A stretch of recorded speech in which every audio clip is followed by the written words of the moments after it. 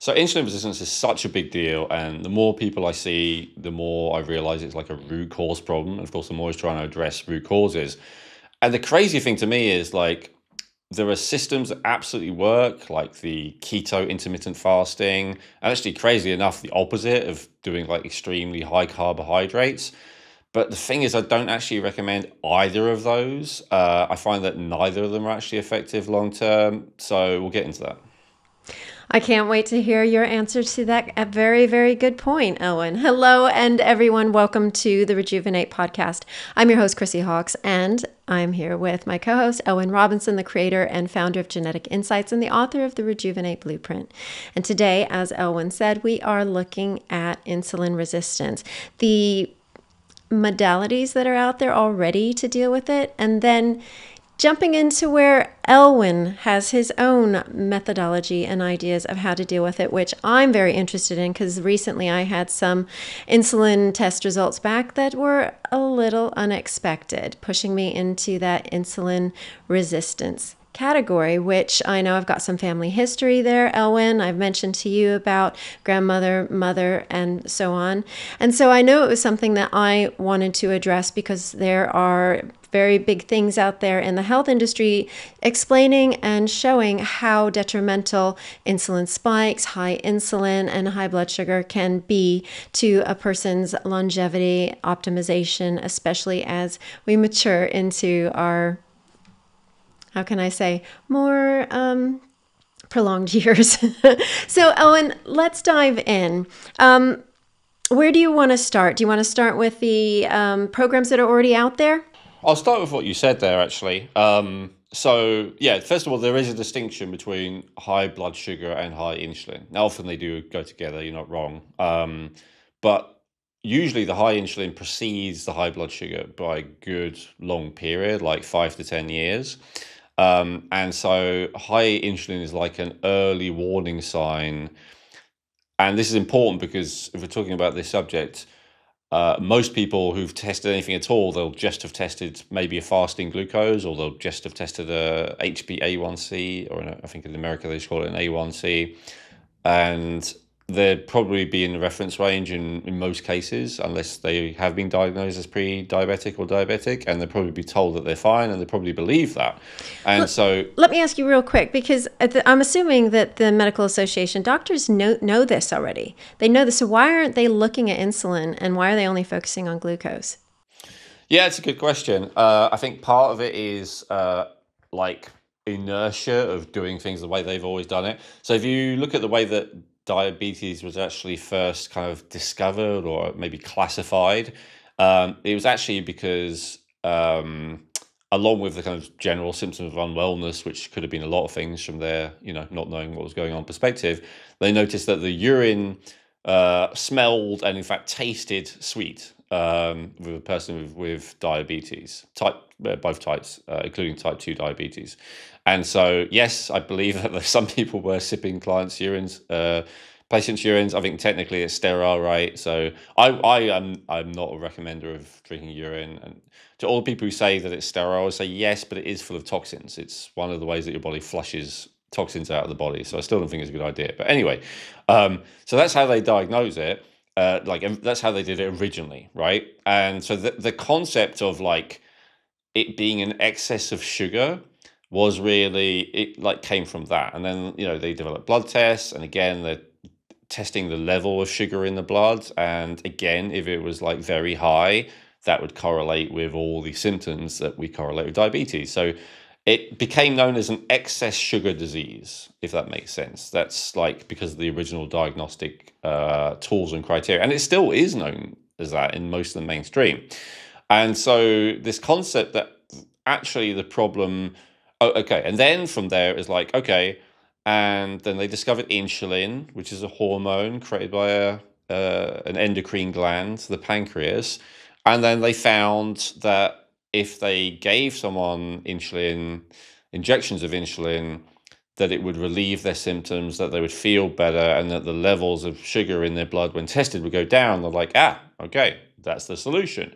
And that also is like the cause of the problem, not enough insulin. And so that's, the theory was and still is in most of the mainstream, that it is the pancreas no longer able or struggling to create enough insulin to clear away this glucose. And honestly, even some of the kind of alternative natural health, whatever you want to call it, perspectives on how to deal with all this are still coming from that basic perspective.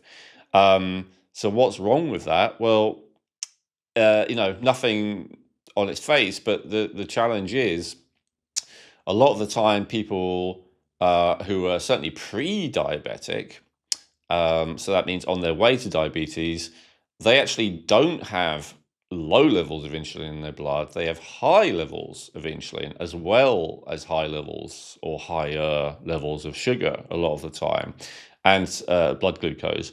And so what's going on there? So basically that's where they then discovered this concept of insulin resistance, which means it's not that your body isn't producing enough insulin to get the sugar out of the blood and get it where it needs to go into the cells. It's that your body is, your cells are resistant to that insulin, or put it a different way, that insulin is not effective, or really less effective at doing its job of clearing the sugar out of the cells, out of the blood, sorry, in a timely manner, which then means that the sugar can get too high, which can have all these toxic effects. So that's the problem. But that's like the pre-diabetic. But then they discovered that actually, before that happens, so while you're testing people, and this is what I was saying earlier, their blood sugar, fasting blood glucose might look totally normal. Their A1C might look totally normal, like it's not elevated at all. It may even be lower sometimes than the average, but they still might have high levels of this insulin, or higher levels of this insulin. And so what's going on there? And what's going on there is that way before you have a problem of excess sugar, and as I say, usually it's like 5 to 10 years before, sometimes maybe even longer, you might already have this problem of insulin resistance, of where the insulin is building up in the blood because it's not getting where it needs to go. And so rather than seeing, now type 1 diabetes is a little bit different because that's something that generally you're born with, and that's like a genetic, usually, or sometimes some other problem, but it's like a very early problem of the pancreas where it really isn't producing enough insulin. That's, what type 1 is. But type 2 is not really that. Type 2 comes about later in life. Usually you're also overweight. Usually you've got a bunch of other health challenges. And it really is something more that comes after this long period where you've had this insulin resistance, but your sugar has still been normal. And to go back to your original question of why is that and why a doctor's not testing that, I think it's partly for the reasons I said earlier, where they're used to thinking of the issue as an excess sugar thing. But I think a lot of it as well is dogma and, doing things a certain way. But part of it is also practical. So like to test your blood sugar is so cheap. I mean, other than sipping your own urine, but you can just get from eBay or Amazon or whatever, you can get one, or probably even cheaper from Alibaba or one of these, sites. AliExpress, yeah, exactly. Yeah. You can get one of these test kits and you can do like 50 tests or 100 tests for like $10 or something like that. And you can just click, do a little thing, blood drop, you put it on a little slide thing, but though it just kind of goes in then on its own, you don't even have to arrange it or anything. And then like 5 seconds later, it'll tell you the result. It's it's the cheapest blood test that you can possibly do. It's the simplest blood test you can possibly do. It's the most easily available blood test you can possibly do. It's so simple. Now, if you contrast that to insulin, which I believe it requires some kind of radioactive isotope to do, it's kind of difficult and potentially dangerous because for that reason, and challenging for the lab operator, or the machine has to be very advanced to be able to do it correctly. And so the cost of that, varies obviously, but in Western countries, US, UK, places like that, it's about, $100 plus at least. So we're talking about like the difference between a 5-cent test, even less sometimes, versus $100 test.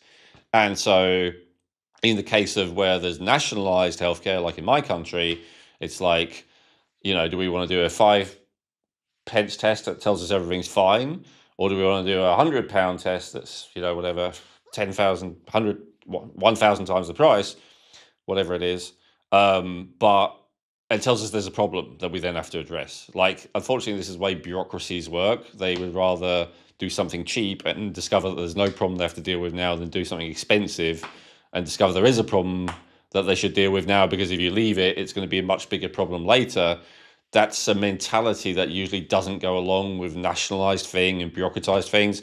Now, I know in the US it's a bit different because you have the private health insurance and all the rest, but it's kind of similar still, It where is, it's yeah. like, They definitely don't push for the insulin test, because even with my mom, I have to say, Mom, go get your fasting insulin. Go find out what that is, and she has to go and ask the doctor for that. well, when I say similar, I mean the philosophy is similar. Where even though you'd think that an insurance company would be doing tests to try and prevent diseases that would cost it a lot of money, in reality, it has just as much bureaucracy and stupidity as any of the nationalized systems in most other Western countries, where there is not that forethought of let's spend more money to test now to prevent something that's going to cost hundreds of thousands later. That's just not part of the mentality, unfortunately, of these health insurance companies either. Who knows? It may be at some point. This is the other thing. This insulin resistance thing is still what's the word? It's in that area where it's not like disputed among mainstream health people, is my understanding, but it's not widely accepted and embraced either. It's in that category of okay, we don't like dismiss it like we would, I don't know, chronic fatigue syndrome or stuff like that. They don't, a lot of doctors just don't think it's real. I don't think there's many doctors who don't think it's real, but it's just that it's not part of their standard operating procedure. They're not focused on it. They don't think about it. As you said, you've got to ask them for it, and then they might, they're not going to say there's no such thing as insulin resistance, but it's not on the top of their mind of let's proactively do it. It's in that kind of weird gray area category. So it's not a good answer. I guess, the deeper question is, why are all these institutions, including the ones, it's the insurance companies that really gets me. It's like, if they should be focused on saving themselves money, and they could do that if they just like focus more on spending money on preventative things that would save a massive amount of money down the line.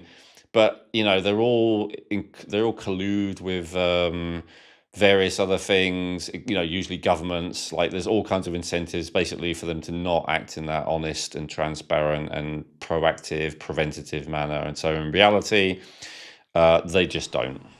Yeah, I mean, you think it would be more economical for them to pay for the prevention and for that individual to follow the prevention. And then if things go wrong, then it would be the other way. Then the individual has to start kicking in and paying because they haven't been following those kind of things, potentially. Exactly. Yeah.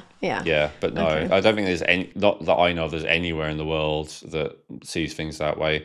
I heard, like, in traditional Chinese medicine back in the day, maybe centuries ago, it was that way, where you would pay a doctor every month, and then as soon as you got unwell, you'd stop paying them. And then as soon as you got better, you would just pay them every month again. So the incentive system with something like that is obviously then for the practitioner to keep you well. But I don't believe there's anywhere in the world where that is how it works, unfortunately. And so because of that, the incentives is all about treating, not curing, and preventing things. It's just life, unfortunately. A lot of how things are is all about how the incentives are set up. And the incentives are not set up to prevent issues, basically. It's a short answer. Very true. Very true. So talking about insulin resistance, I mean, there is a lot of things out there. And so when I was looking, and I could see that I'm looking, I'm at that point where there's insulin resistance there. I'm creeping up and I don't want it to go any further. There's many options. And as anyone does, or at least for myself as well, when I look at these different options, it's tough to know which one to follow. Can you give us a background on the ones that are out there and how you feel about them? Yeah, absolutely. And obviously, this is not medical advice. People are going to do what they're going to do. I'm just going to share my experience. Actually, just before we get into that, Chrissy, let's just quickly give a rundown on some of the signs of it and how you test to find out if you have it. and then some of the consequences. So I'll do this quickly. By the way, we're doing this episode because we already did an episode where I talked in detail about those other systems, but I never really gave my own recommendations. So we're doing this episode now. We're going to quickly still address the other stuff that you may have heard of, but this is an episode really that I plan to send to clients, like anyone who asks me how to resolve insulin resistance. This is like going to be the how-to guide. So yeah, some of the signs of it are fatigue, especially after meals, but that could be a lot of things. Increased hunger, weight gain, especially the weight gain around the abdomen. What they call visceral fat is like a classic sign of it. So that's probably like my number one indicator. As we know, we did an episode on this recently. I kind of believe that all weight gain is down to hormonal imbalance. Insulin resistance is one type of hormonal imbalance and one of the most common. And that's why you see that with weight gain, one of the most common types of weight gain is, like a big belly, like proportionally big compared to everything else. But of course, it's not the only type. And so, for especially younger women, for instance, who are still overweight, they are more likely to, and younger people, I guess, in general, but especially younger women, they're more likely to have it around the hips and thighs. And that's because that's like an estrogen dominance thing. Maybe they still have a small waist. But anyway, once the waist gets big, that's an insulin resistance thing. And this is also where the classic kind of stereotype comes from that, no matter how, I remember my grandfather saying this to me, like, no matter how thin you are when you're young, like when you get older, eventually you get a bit of like a gut, like a beer belly or something like that. No, even if you're just, thin, everything else, your legs, your arms, everything else is still thin. And so that's, that's a classic insulin resistance thing. A lot of people associate with that drinking as well, like drinking alcohol, drinking a lot of alcohol, beer belly, as I just said. But alcohol is a type of carbohydrate, and it absolutely is a contributing factor to insulin resistance as well, arguably more than just carbohydrate. So that's the connection there. And yeah, if you start to lose weight, trouble thinking clearly because the glucose is not getting to the brain properly with the insulin resistance. Skin changes, we talked about this before. Someone has skin tags, that's a classic sign. Dark patches on various areas, potentially can be. High blood sugar spikes, so feeling shaky, irritable, tired, especially after eating. That could be because your insulin has got too high. Your glucose has got too high, and then your body compensates with too much insulin. And then if you're insulin resistant, but you're not yet high blood sugar, then actually the blood sugar goes too low. And that's when you have that like not feeling good thing shortly after eating. Frequent urination and thirst, that can definitely go along with type 2 diabetes as well. But that's possible even before with insulin resistance. And then in terms of testing, in terms of more standard tests, like things like cholesterol are not very helpful. A1C is not very helpful, as I mentioned. But elevated triglycerides, that's probably out of the normal blood panel that you get. That's probably the best indicator. When the triglycerides are high, that's a decent indication that the insulin might be high as well, that there's insulin resistance going on. High blood pressure is another one, not a blood test, but another simple common test that a lot of people do. So those are some of the early signs as well. But the most conclusive thing is to test insulin and fasting insulin, and then ideally also fasting glucose. And then there's like a calculation they do called HOMA-IR, that is the insulin resistance. The IR stands for insulin resistance score. I think we put a link last time to like how to calculate that, Chrissy, so we can do that again. Some panels, I think the panel you did just tell you that for you. They just give you a HOMA-IR score. More commonly what I've seen is they just tell you insulin and fasting glucose, and you have to work it out for yourself. So that's really the gold standard, is to test your own fasting insulin and come up with your own HOMA-IR score.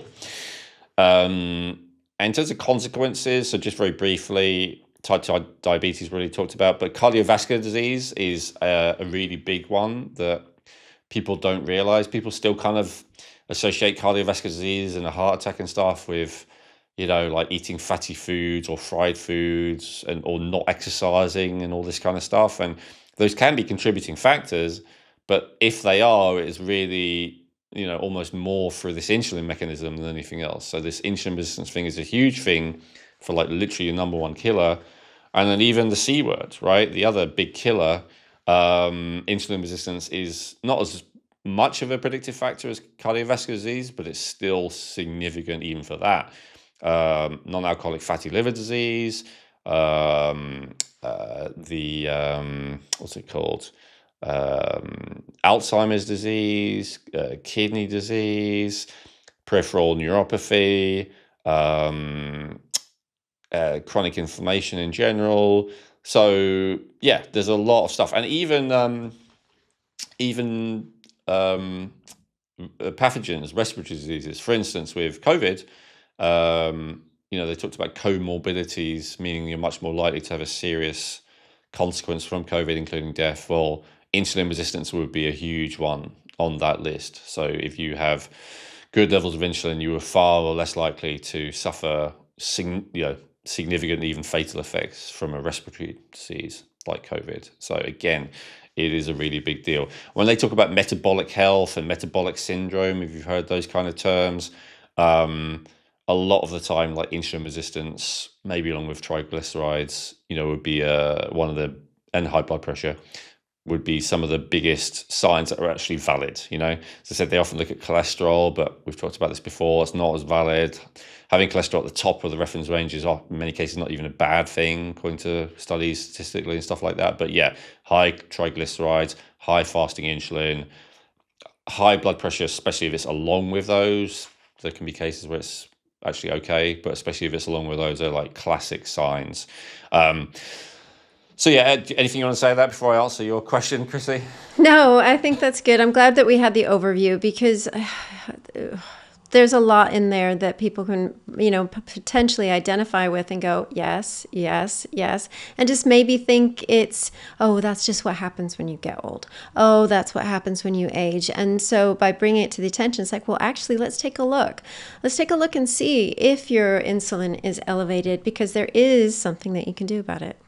Yeah, and it kind of is what happens if you live a normal, unhealthy lifestyle. So the kind of, as I said, my grandfather told me, no matter how thin you are, as you get old, you get like a belly. And he wasn't a drinker either; it wasn't alcohol. Like that's just that is typical, folklore wisdom. But it's not set in stone. And you do see, right, even 60-year-olds, 70-year-olds with a six-pack. It's extremely unusual.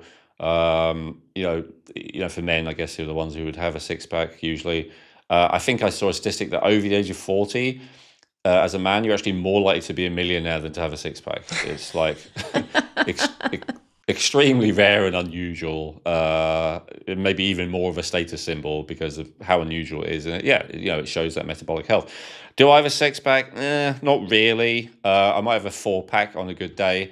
But then I'm doing no resistance training or any training really of any kind. So, so I should say, my insulin, when I test it, and we can put the test results up there, Chrissy, on the screen. Once it was 2.65, and the other one it just said under 2. So that is excellent. And I want to give that qualifier to say, and I'm 44 now. I think I was 43 at the time I did those tests. I haven't done the test recently because I don't really have any signs of it, and and it's expensive and whatever. But when I have tested it, it was really, I would say, optimal. Top 1% of what you want it to be. In fact, the first time I did it, I think it just said under 2, which I thought, well, that might be 0. So maybe I'm diabetic, right? Because that's the other reason why you might have no insulin. So then I did a test again after I'd eaten with insulin, and it was like high. And I was like, okay, right. So my insulin does work. It's just not stuck, which is the insulin resistance thing. So that's good. So yeah, so I'm confident so that's one of the reasons I'm confident to give advice. Now, of course, you could say there's other reasons why that might be good. It's, genetics or whatever.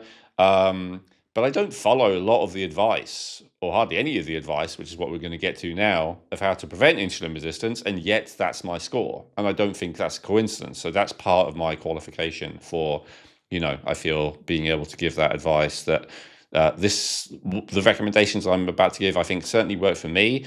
I don't know if they would absolutely work for everyone, because there are always genetic variants, and we can talk about that. But I think it would actually work for the majority of people. So let me explain by talking about what the other types are first, right? Like you said.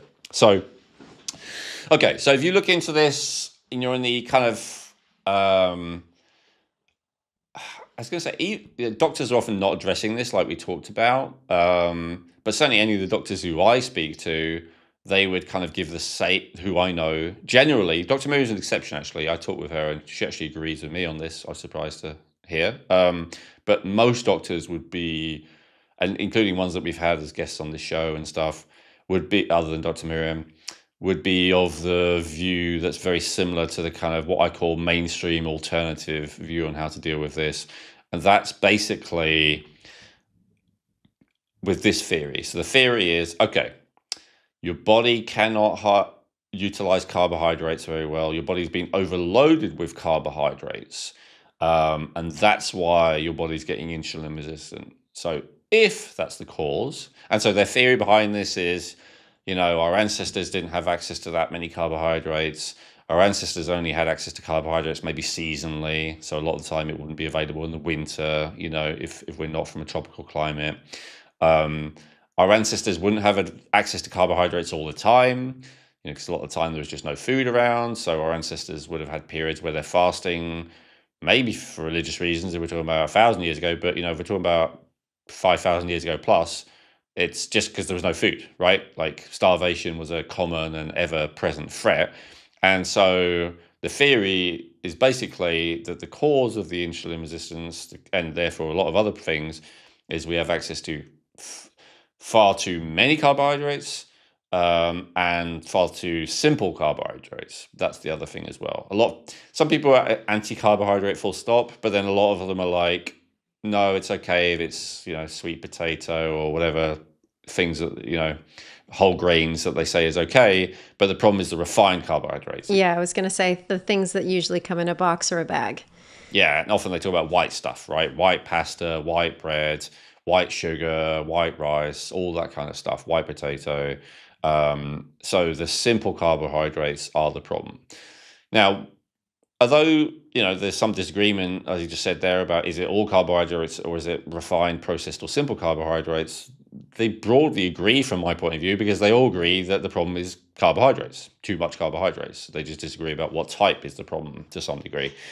So that's basically what the majority opinion that I'm aware of, that I've come across. And so if that is the problem, too many carbohydrates, the solution is reduce the carbohydrates and also burn more carbohydrates. So generally the advice that you'll see for insulin resistance is, number one, reduce either the level of carbohydrate in your meals or certainly the level of simple carbohydrate in your meals. As I said, that kind of varies. But often it's like reduce your carbohydrates full stop, and then out of the ones that you do have, make sure that they are like complex carbohydrates, not simple ones. So, your brown rice instead of your white rice, your sweet potato instead of your white potato, your whole grain bread instead of your white bread, all that kind of stuff. Your fruit instead of your sugar, etc. Okay. And so that's recommendation number one. Recommendation number two usually is to fast, especially maybe not a week, but intermittent fasting. So I should explain the theory behind each one. So the theory behind the low carbohydrates is if you give your body less carbohydrate, then it will create less of an insulin spike, and your body over time will stop producing so much insulin because you'll stop triggering the insulin with carbohydrate. Does that make sense? Yes, it does.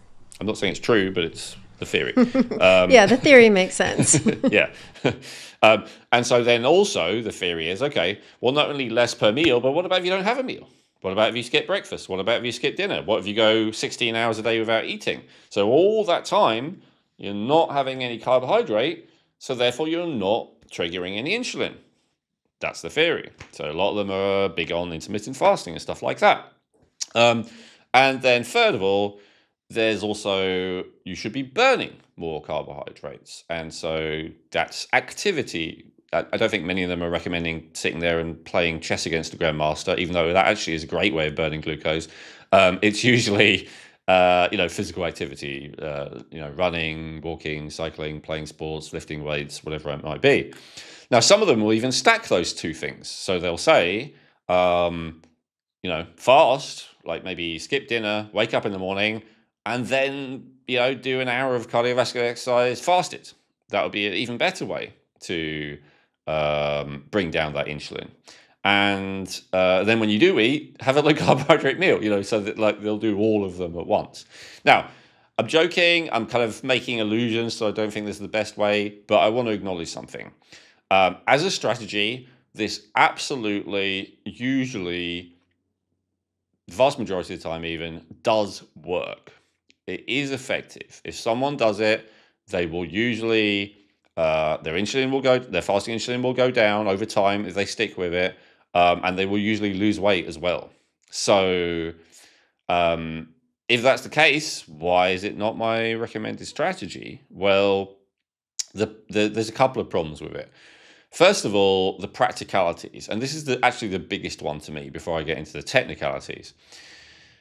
When I hear and see and talk to these people who recommend this, there's often a lot of talk about like discipline and willpower, and like they'll say things like, I've seen people even write this in books, let alone say it on podcasts and all the rest of it. Like, I know how hard it is, even no one's perfect. I fail as well. Sometimes I indulge in carbohydrates. And I'm just like, well, any system that like is so difficult to achieve that it's even someone whose very identity, like they're the insulin resistance king, they're the intermittent fasting queen, right? Yeah, it's the guru of it all.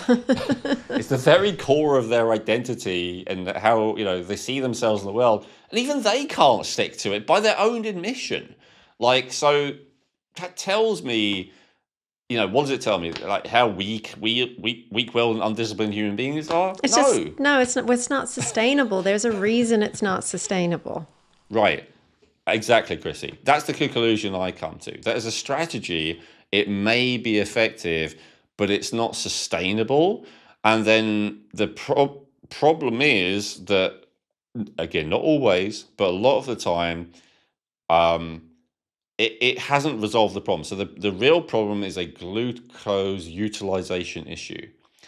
Your body is not effectively able to deal with blood sugar, right? That's obvious because that's what we're talking about. The insulin is not working. There's insulin resistance. Okay, it's a glucose utilization issue. So removing the glucose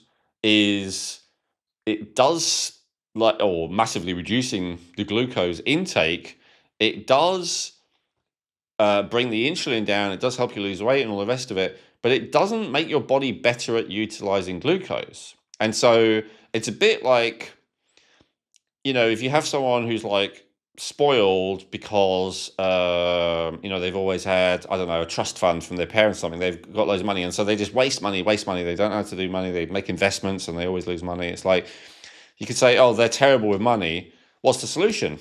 Take away their money. And it's like, yeah, it's true. If you take away their money, they will not waste anywhere near as much money. But you have not made that person into a productive economic participant. All you've done is remove their ability to waste something, if that makes sense. And the problem is, if that person ever gets money again, whether it's given to them or whether they earn it themselves, they still haven't learned how to not waste it. Like, you haven't addressed the issue. All you've done is take away their ability to... You've just removed the stimulus. That's it. Yeah. Yeah. So those are like my primary issues with it. First of all, it's not resolving anything. Now, I know that the response to the enthusiasts of that system is, well, some of them are really extreme, like carbohydrates are poison, I just won't have it. And there are a few people, it's definitely a minority, but there are a few people who just stick to a keto diet 100% for years and decades, and they feel fine. And there is a genetic component to that. There are some people who have more of a hunter-gatherer genetic. It's in our genetic insights reports. About 30% of the population have that. It's not even that unusual. And so I'm not saying everyone in that 30% is going to be capable of doing it, but certainly if you're capable of doing it, you probably are in that 30% who, are just more primed through your ancestry and your, the way your genetics have gone to utilize fats and even proteins as fuel sources as opposed to carbohydrates, and you can do okay with it. And overall, there's some upsides, there's some downsides, but to those people, the upsides outweigh the downside. They're really happy that they've lost 100 pounds or 50 kilos in weight, and that they feel better because they're not, struggling with all those symptoms we talked about earlier that happens with insulin resistance. And they're like, this is worth it, and I'm sticking to it, and I don't mind not eating sweet foods and carbs, and that's great. And so, of course, anything that works, it works. And if you've been doing that for 20 years and it's worked for you, I'm not going to tell you to stop. That's great. But the problem I see is so many people who try it, they do it for a while. Oh, God, what's the average I hear? 6 months, 9 months, maybe something like that. Like maybe good, but I probably have more disciplined, the clients than average. I think it's probably 2 or 3 months is maybe the average in the actual normal people population. And then they just can't stick with it. And I was talking to a client about this the other day. He's like, and is a very successful person, like a captain of industry, self-made, success in life, role model to his community, etc., etc., etc. Like, just an admirable person in many different dimensions. And he said, I've just found myself walking to the fridge and taking out the ice cream. And I just couldn't stop myself eating it. And I think it wasn't even, maybe it was sorbet instead of ice cream. It was just basically sugar. It wasn't like anything else. And it's just like, yeah. And I said, look, that is not a failure of willpower on your part. That is just the body's survival mechanism kicking in and going, I need carbohydrate. Now, and that's really annoying for me to say that to the people who are really advocates of this. But if you're an advocate of it, think back to your own experience. Are you sure that hasn't happened to you? And I know that you feel better when you stick to the keto diet, and I know you feel worse when you don't. And so therefore you're convinced I'm wrong about this. But what if I'm not totally wrong? What if there's a chance that the reason that you don't stick to 100%, like most people don't, like I said, even a lot of the gurus who teach it don't, admittedly, but they even admit it, is because for most people it is just not sustainable. And so why would it not be sustainable? So again, I've talked about this a lot in that previous episode, but just in a nutshell, your body has to have glucose. And so if you do not give it any or usually much externally, if you don't eat much glucose, it just makes its own. It can convert fats into glucose, but more likely, especially if you're fasting as well, what it's doing is something called gluconeogenesis, and lipolysis. So basically it's breaking down, fat tissue, which obviously people like the sound of and which may be a good thing, but also muscle tissue. It's depleting your muscles of sugar. It's depleting your liver stores of sugar, the glycogen. Even, other things like the brain is being depleted of sugar. But then, when things like the muscles, the brain, the organs start to get low in sugar, there's a signal. It won't allow it to get too low. And so it does something to keep it from getting too low. And that thing is called stress. It raises cortisol, it raises adrenaline, it raises noradrenaline. I think that a lot of people are guilty of having this impression, including me in my older teachings, that like the primary utility of those stress hormones is to deal with fight or flight emergencies, like going back in evolution, being chased by a tiger, going to, a foreign tribe invading your tribe, all of those kind of things. Like it's life threat, my life's under threat. I'm going to mobilize all this energy so I can save my life, save the life of my tribe members or whatever. And there is that aspect to the fight or flight response where cortisol and adrenaline goes up. But actually, as I've looked into it more, I'm more and more convinced that the primary threat to our survival throughout most of our history, and the majority of the time, as in day to day, was not being hunted and eaten and killed and war and all the rest. It was starvation. It was running out of food. That was the real ever-present threat. And you see that in nature, both, especially with predators, but even among herbivores, plant eaters to a large degree, and omnivores, that the number one threat to them in many cases is actually starvation. And again, especially if your ancestors are more white, for want of a better term, European, whatever, then that's going to be even more true. Like as I said, tropical climates, starvation is potentially less of an ever-present challenge, but certainly in climates where it is like really cold and not much grows half the year, it's like you either catch something and kill it, or you are really organized and disciplined with having a bunch of stuff left over all winter from summer, or you face starvation. And I think a lot of our ancestors, really from any part of the world, but especially from northern climates, that was a constant threat of starvation. And so the body raises their stress chemicals to liberate glucose, and also to some degree also fats, free fatty acids, free amino acids, from storage to give fuel so that we can survive. And so when you fast, your body absolutely does that whole process. It absolutely raises stress chemicals. I know I've seen talk and I've seen studies that talk about how if you do it long term, your body adapts to various degrees and the stress chemicals are not as high anymore, but they have to be higher to some degree than if you were having an optimal amount of glucose on an ongoing basis from your diet. Now, I say the word optimal. Everyone's got a different version of that. Some people believe that optimal is still not much. Fine. But I'm still saying if you have not optimal, if you are less than optimal, your body is going to have to get some from other sources, and it's going to have to raise stress chemicals to do it to some degree. And elevated stress chemicals, medium to long term, are also really damaging and really problematic. And the other thing that we talk about a lot on this channel is the thyroid. And so when you skip meals, but also even just when you have low levels of glucose, your body goes into that stress response. But the other thing that it does is it slows down your metabolism. It slows down how quickly your body burns energy. Not enough energy, not enough instant energy in the form of glucose.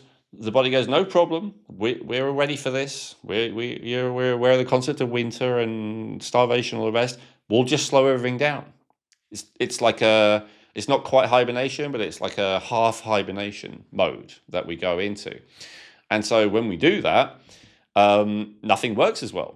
And any kind of systems in our body that are more non-essential from the body's point of view, that are not required for immediate survival, like the body's detoxification system, like the body's hormonal system, for instance, like sex hormones being optimal, all of that kind of stuff, it kind of gets down-regulated as survival gets prioritized. And so that's where, and the body goes into this slowing metabolism, putting on weight mode, basically. So while the ketogenic fasting approach works, I think it's always going to work if people stick to it 100%. Well, honestly. I think, yeah, and you would think anything if somebody sticks to it 100%, but that's highly unlikely. Well, anything effective, yeah, if someone sticks to 100%. But yeah, the issue is, so while you're doing it, you may be losing weight or feeling better and having your weight stay stable, but you've slowed down your metabolism. Now, if you eventually kind of break through low willpower, as we discussed earlier, maybe just your body taking over with an actual sensible strategy of starting to eat some carbohydrates again, then suddenly you've got a slow metabolism. And then suddenly it's even easier to put on the weight, and it's even harder to lose the weight when you eat in a quote unquote normal way, if you eat a normal meal on a normal regular basis. So it really puts you at a distinct disadvantage in many ways to go into this adaptive mode where you become used to this keto or keto-ish diet and become used to this intermittent fasting thing. I have to say as well, just on the subject of weight loss for a second, so there's three primary calorie sources. Alcohol is the fourth, but I'm not going to include that. So there's basically protein, carbohydrate, and fat that are calorie sources. Calories meaning energy. Protein is a poor calorie source. Protein is excellent. I generally recommend high-ish protein meals, but it's the least clean burning of all the fuels. I think pretty much everyone agrees with that. It creates stuff that puts a strain on your body if it is excessive. People disagree about what's excessive, but certainly 80% of calories coming from protein, I think everyone agrees that's excessive. So that's not going to work. You can get 80% of calories, however, coming from fat. That can work. People do it. You can get 80% of calories coming from carbohydrates. That can work. People can do it. But the challenge is, I've just said what the challenge is of doing that with fat. But yeah, the other point that I wanted to mention about this is that if you omit or if you radically reduce either of those two primary calorie sources, it's quite possible and even easy to lose weight, because it's really hard to overeat only carbohydrates on their own. And you might say, oh, that's nonsense, Elwin. I love sweet food. I could eat it all day. Honestly, I'm not saying you should, but if you were to try it, like just eating pure honey all day or white table sugar or something, you'd struggle to even hit your calorific requirement. It's really hard to have just carbs all day. And it's really hard as well to have just fat all day. That's what we were just talking about. That's a ketogenic diet is, I'm saying just fat. It's really hard having like a 90% plus carbohydrate diet. It's really hard to have a 90% plus fat diet, like a ketogenic is close to. It's actually really hard even to have an 80% plus carbohydrate diet or an 80% plus fat diet. Because it's very hard to overeat, if you are having an 80% plus carbohydrate or fat diet, because your body just gets sick of that one time. And it's really easy to overeat if you have a balance of them. That's why all the stuff that people eat a lot of, the potato chips, your donuts, your pizza, your cookies, ice cream, I don't know, Chrissy, what's on this? Like things that people could just stuff their faces with and just keep going. Genetic Insights provides cutting-edge, affordable DNA testing, giving you access to over 500 health reports that can help you in 3 key ways. They may be able to resolve your existing health challenges even when nothing else has worked. Using simple lifestyle changes, their reports can help you reduce your risk of developing future health challenges that you may be genetically predisposed to. And they can help you feel more confident in your health by showing you where you are genetically strong. Unlike most other genetic health testing companies, Genetic Insights tests over 83 million different variations in your genes, guaranteeing 99.7% accuracy across all of their DNA reports. They cover almost every aspect of health, including digestive issues, cardiovascular health, weight loss, hormonal and blood sugar balance, as well as nutrient needs, allergies and intolerances, and so much more. Using their system is quick and easy, and reading the reports is simple.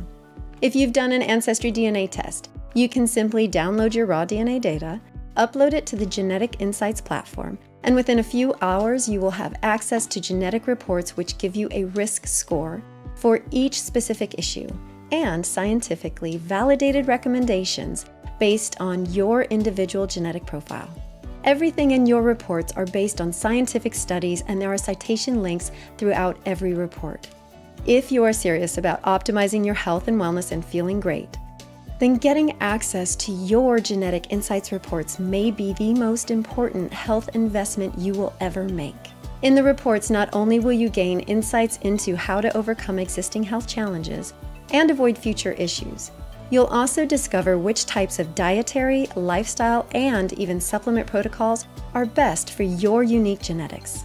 To get your unique genetic health reports, go to geneticinsights.co and use code Rejuvenate to get 20% off today. That's geneticinsights.co using coupon code Rejuvenate to get 20% off today.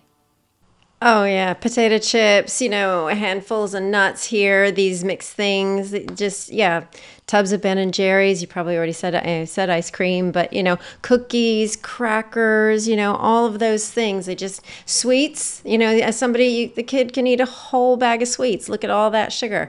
Like when I was growing up, there was this thing called, and they still have them today, Nerds, these little boxes of sugar-coated, just sugar in these. They were just these tiny little balls in different colors, and they were just the best thing ever. Well, okay, so out of that list you just gave, everything is like balanced fat and sugar, cookies and all that kind of thing. The two that you said that are not are nuts, which are very heavy fat, and then like the Nerd sweets, which are very heavy carbs. But this is the thing, it's actually pretty hard to gain weight or even keep weight on if you're just eating nuts or if you're just eating Nerds. To go back to that point I said, it's very hard to have too many calories of those things even though like I love nuts, I love pistachio nuts or whatever, and I could sit there and eat like a whole bag of them, I get it.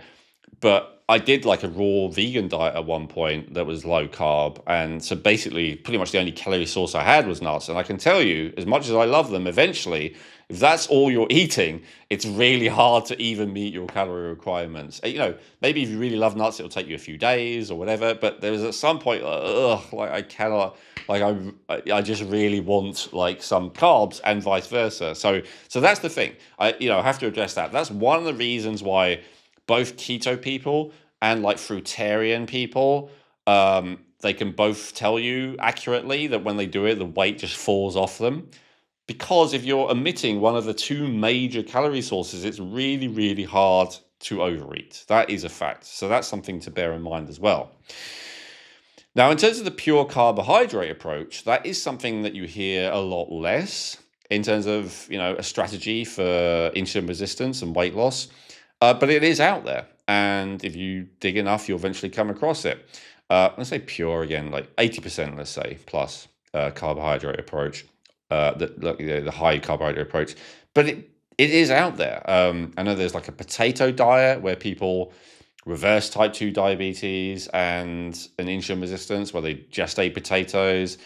How is that possible? Well, okay, so there's a different mechanism explanation for that. And that's something I think we talked about in great detail in the other episode, but in a nutshell, so the high carb people's theory. So remember we said the high fat people's theory is carbs are the problem, just reduce them, the insulin will go down, right? That's the short version. So the high carbs people's opinion is actually it's free fatty acids that are the problem. So we said earlier that when you don't have enough carbohydrate for your body's needs, it will start breaking down stuff in your body. Like especially protein and fat cells, muscle and fat cells to get more energy, which it then converts into glucose. So that process will release free fatty acids. And so the theory that they have is that those free fatty acids are actually the thing that causes the insulin resistance, that blocks the insulin receptor and stops it working correctly. And especially if those free fatty acids are omega-6 fatty acids. So in terms of, so let's say you got body fat, right? You got fat wherever around your belly. So it may never have occurred to you, but just like, if you were to look at nuts or a cheese or olive oil, whatever, and you can say, okay, so there's this much saturated fat, there's this much polyunsaturated fat, there's this much monounsaturated fat. So as much as you could do that for any plant or any animal that you might eat, the same thing's true for you. Out of your fat, a certain percentage is saturated, a certain percentage is monounsaturated, and a certain percentage is polyunsaturated. And out of that polyunsaturated, a certain amount is omega-6. If a high percentage of that, your fat, is that omega-6 coming from those seed oils and soy oil and stuff like that, then it's especially those fatty acids that you've got from your diet originally that then broken down are then released into your bloodstream. And yeah, they slow down your metabolism. They do a bunch of stuff that they increase inflammation. They do a bunch of stuff that's not good. And they also increase insulin resistance. And that absolutely is. It's not just a theory. There's loads of scientific studies that back this up, that when free fatty acids are higher, all these kind of things get worse, including insulin resistance markers. And so their approach, again, is the opposite extreme. It's like have very little fat, have no omega-6 fats, and then over time, and if it works at all, it takes longer than the keto approach, because the problem is, if you've been eating a normal diet for 10, 20, 30, 40, whatever years, you're going to have a bunch of omega-6 free fatty acids running around. But what they're trying to do is basically keep the carbohydrate high. So they have like the exact opposite approach. Rather, keto is like 16 hours a day, you're not eating. These people are like eating fruit or drinking orange juice or drinking skim milk maybe or whatever all day, every day, because they're trying to keep their carbohydrates high so that their body never goes into, back to the potato diet, which is what you asked the questions about. They're having potato all day to keep the carbohydrates high so that the body's stress chemicals go down because there's never a need for them to be high, so that then the body is not doing the breaking down of tissue, muscle, and fat, so then the free fatty acids aren't being released, which are then not suppressing the metabolism and blocking the insulin receptors. That's the theory behind it. And so, do I see this working in practice? I honestly don't see it working as often, but I know my issue with it is I see a bunch of people who are doing it and it works for them. But I notice their age and they tend to all be under 40. Most of them are even under 30. I don't know. Prove me wrong in the comments section. Tell me anyone who's, say, over 50 or even over 40 who does this approach and has done long term who is not overweight. But it's pretty rare, unfortunately. So I'm a little bit skeptical, but I have to be honest that there are studies where, it's controlled clinical conditions and all the rest of it. And where there absolutely are many studies where people do it. And actually, one category I know where it does work is fruitarians. So like I said, I used to be a raw vegan and some people are fruitarian. I kind of, even though they're challenging people in some ways, I have some, what's the word, affection for their philosophy, because it's basically their philosophy of not harming anyone or anything, right? They're not killing animals to eat them, but they're not even killing plants. Like fruits want you to eat their fruit, right? So it's this like 100% benevolent, I'm not going to kill anything, I'm just going to eat fruit, which is a nice idea in theory. And so I think because there's such a strong moral component to it, there are people who really stick to it, irrespective of the health consequences. And honestly, and this is my challenge for people who are like, oh, carbohydrates cause obesity, carbohydrates cause insulin resistance. Look at the average fruitarian, and the word you're going to come up with is, now there's obviously exceptions to everything, but a real, genuine, long-term fruitarian who's been doing it for a long time, the word you're going to come from is more likely to be emaciated than obese. And these people are having 2, 3, 4,000 calories of almost pure carbohydrates a day, and they are not overweight, right? Absolutely not. And so, yeah, I think it absolutely can work. And I don't know if I've seen the insulin test results, but I wouldn't be surprised if their insulin test results reflect the studies. And they're also not insulin resistant, despite having calories all day, every day. And when you eat fruit, it's not very dense. And so a lot of these people are eating fruit all day. That's like the common thing. And so, again, it does work, I believe. Not for everyone. I think there's a genetic component to it, where for some people, it just wouldn't work no matter what. So there's hunter-gatherers we talked about. It probably wouldn't work for them. But the farmer types, the ones who have ancestors going back a long way, maybe because they, were agrarian for many centuries and millennia, maybe because they were in a tropical climate for many centuries or millennia. Some people's genetics are adapted to high carbohydrate, and that's a strategy that may work for them and that they're capable of sticking to. It causes a bunch of different problems, which I don't know if I'll even go into, but probably the low protein is more of an issue, but low level of fat can cause, especially, fat soluble vitamins and stuff can potentially cause a problem too. Lack of B12. And we've done an episode on that. I don't know if it'll be out yet, but we've done an episode which will be about all the nutrients that you're going to be low on if you're eating a vegan diet. So it kind of creates different problems. But anyway, it's another thing that can work. And that's the point. I want to acknowledge this before we get into my way of doing things. That extreme can work of like almost no carb, and the other extreme can work of like, very, very high carb. The challenge is with both of them, as I said, they're hard to stick to, and for many cases impossible. They often create long-term problems later on, and they do not resolve the problem in my mind. And well, in the case of keto, I think it's more it doesn't resolve the problem. So if you ever go off it, you're actually worse off than you were before. In the case of the high carb, maybe it actually does resolve the problem, but it creates so many other new problems. I don't know if it's even worth it. And I just see in practice, in the case of the vegan fruitarians, I see it creates lots of new problems. In cases like on the potato diet, I've honestly actually never met anyone who's done it. I've only seen the studies on it. But I can still see how it would cause problems in terms of the low levels of protein, if nothing else. So yeah, that's I just don't know if anyone. Again, in the comments, if you know someone who's like done really long-term high carb, but also met all their nutritional requirements somehow, maybe moderate protein or something like that, and they're really thriving, I'd be interested to hear about it.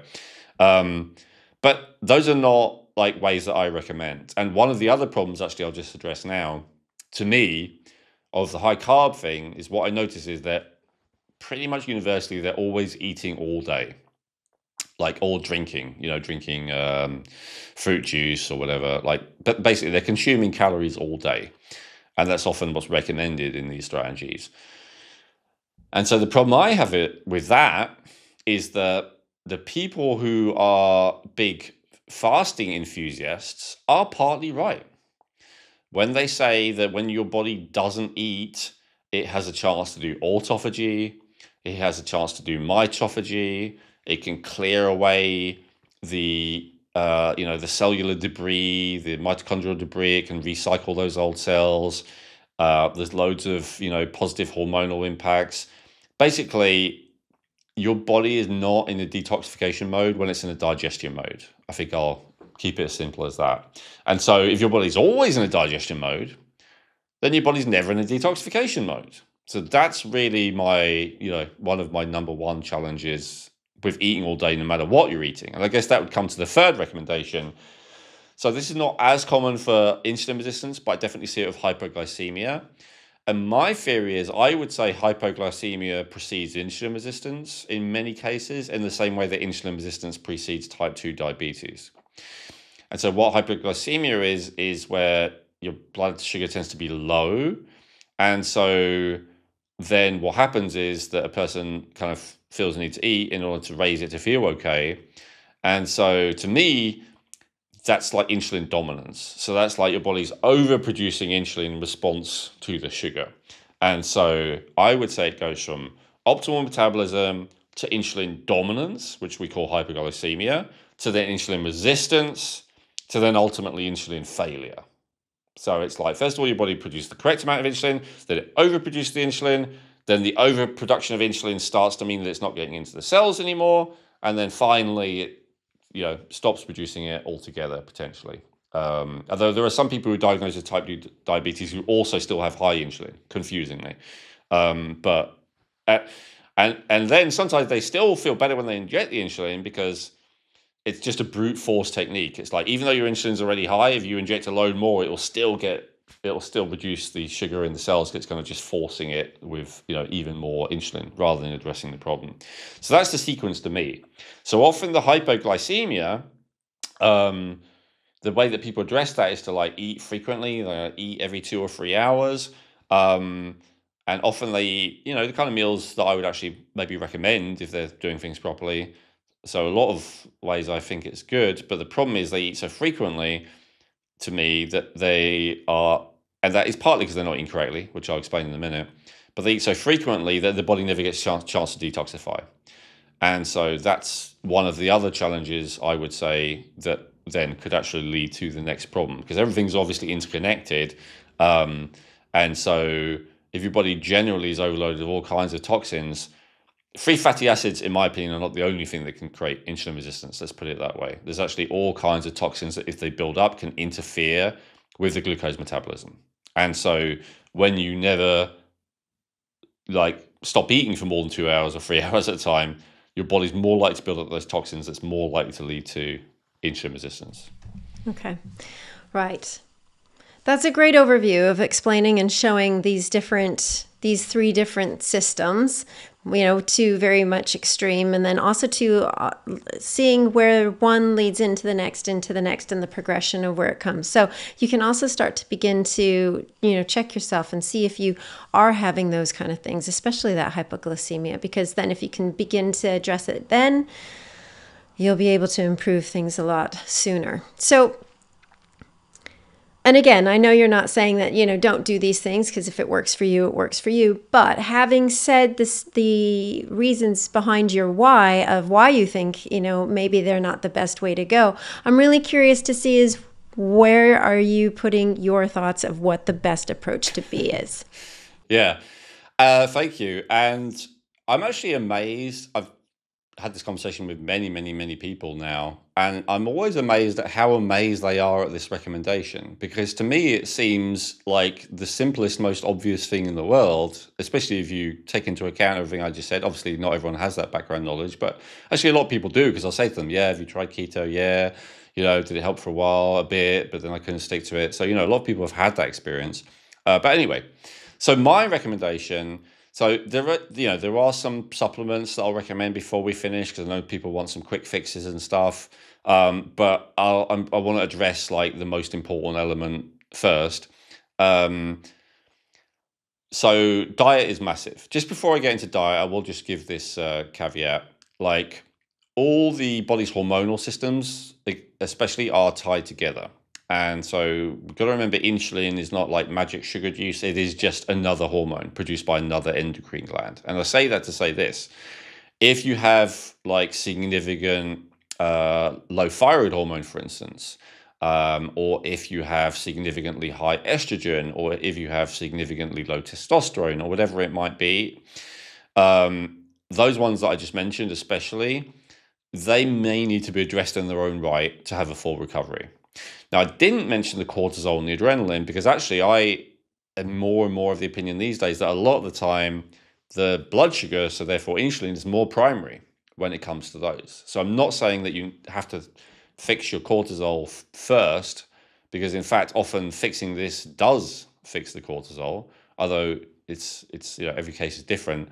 But like, definitely a lot of the time a root cause before insulin resistance that I see, for instance, is low thyroid function. So that does have to be addressed as well.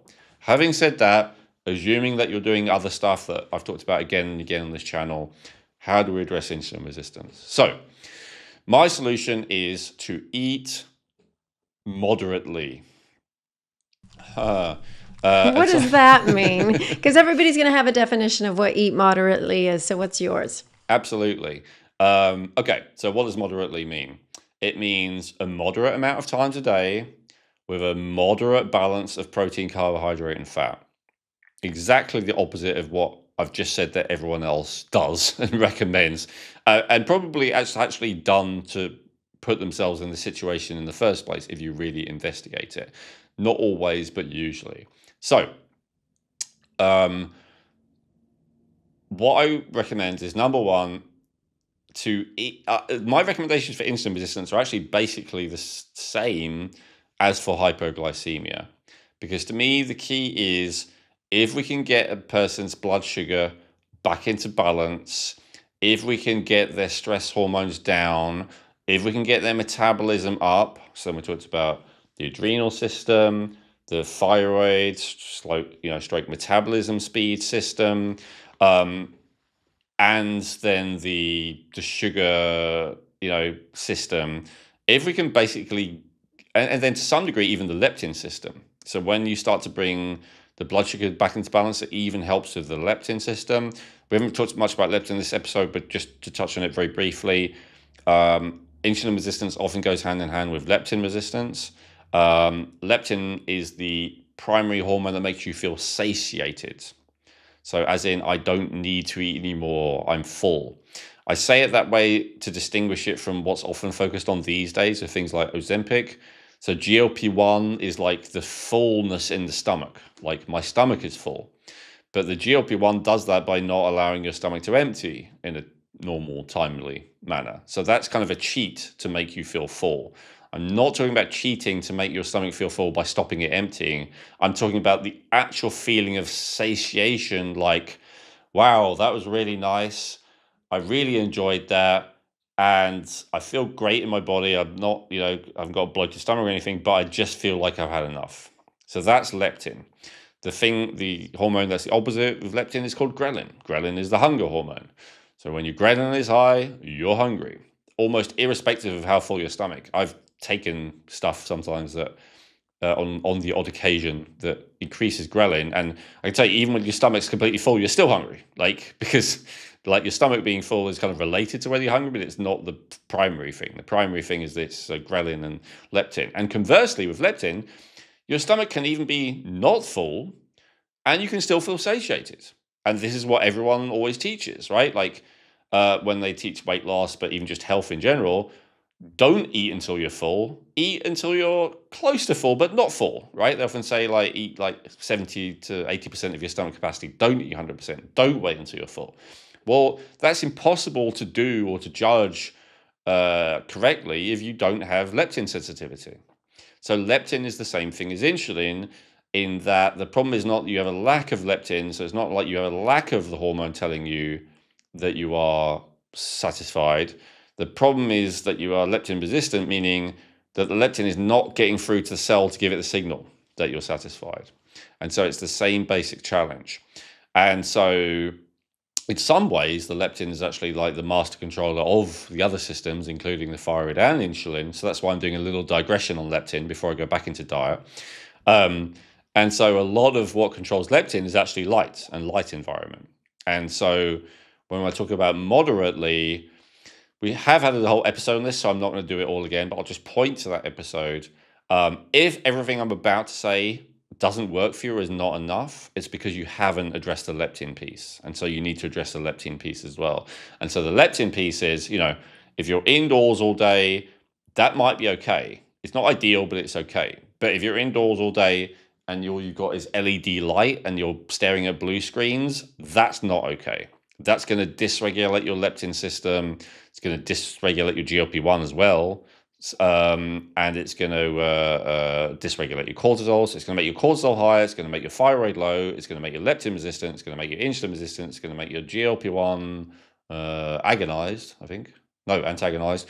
Like it messes with everything. So just say that to say, if all the advice I'm about to give isn't enough for you, that's probably the piece you're missing. And I mention that because it's happened a couple of times now that I give all the dietary advice and then people are like, yeah, it's good, but it's not quite. And it's like, what about and I ask about the light environment. It's like, oh my God, horrors, like I spoke to one person recently and I haven't been in the sun since I was a child. And and it's like, okay, yep, that's going to be a problem. And I say, look, you can be indoors if you have to. It's more complicated, but you can set up a red light. You can set up like an infrared heat lamp thing that you have all the time. You can get full spectrum bulbs, so they're not just emitting blue light. You can put the filter on your screens, your computers and stuff to make sure it's not just blasting you blue light.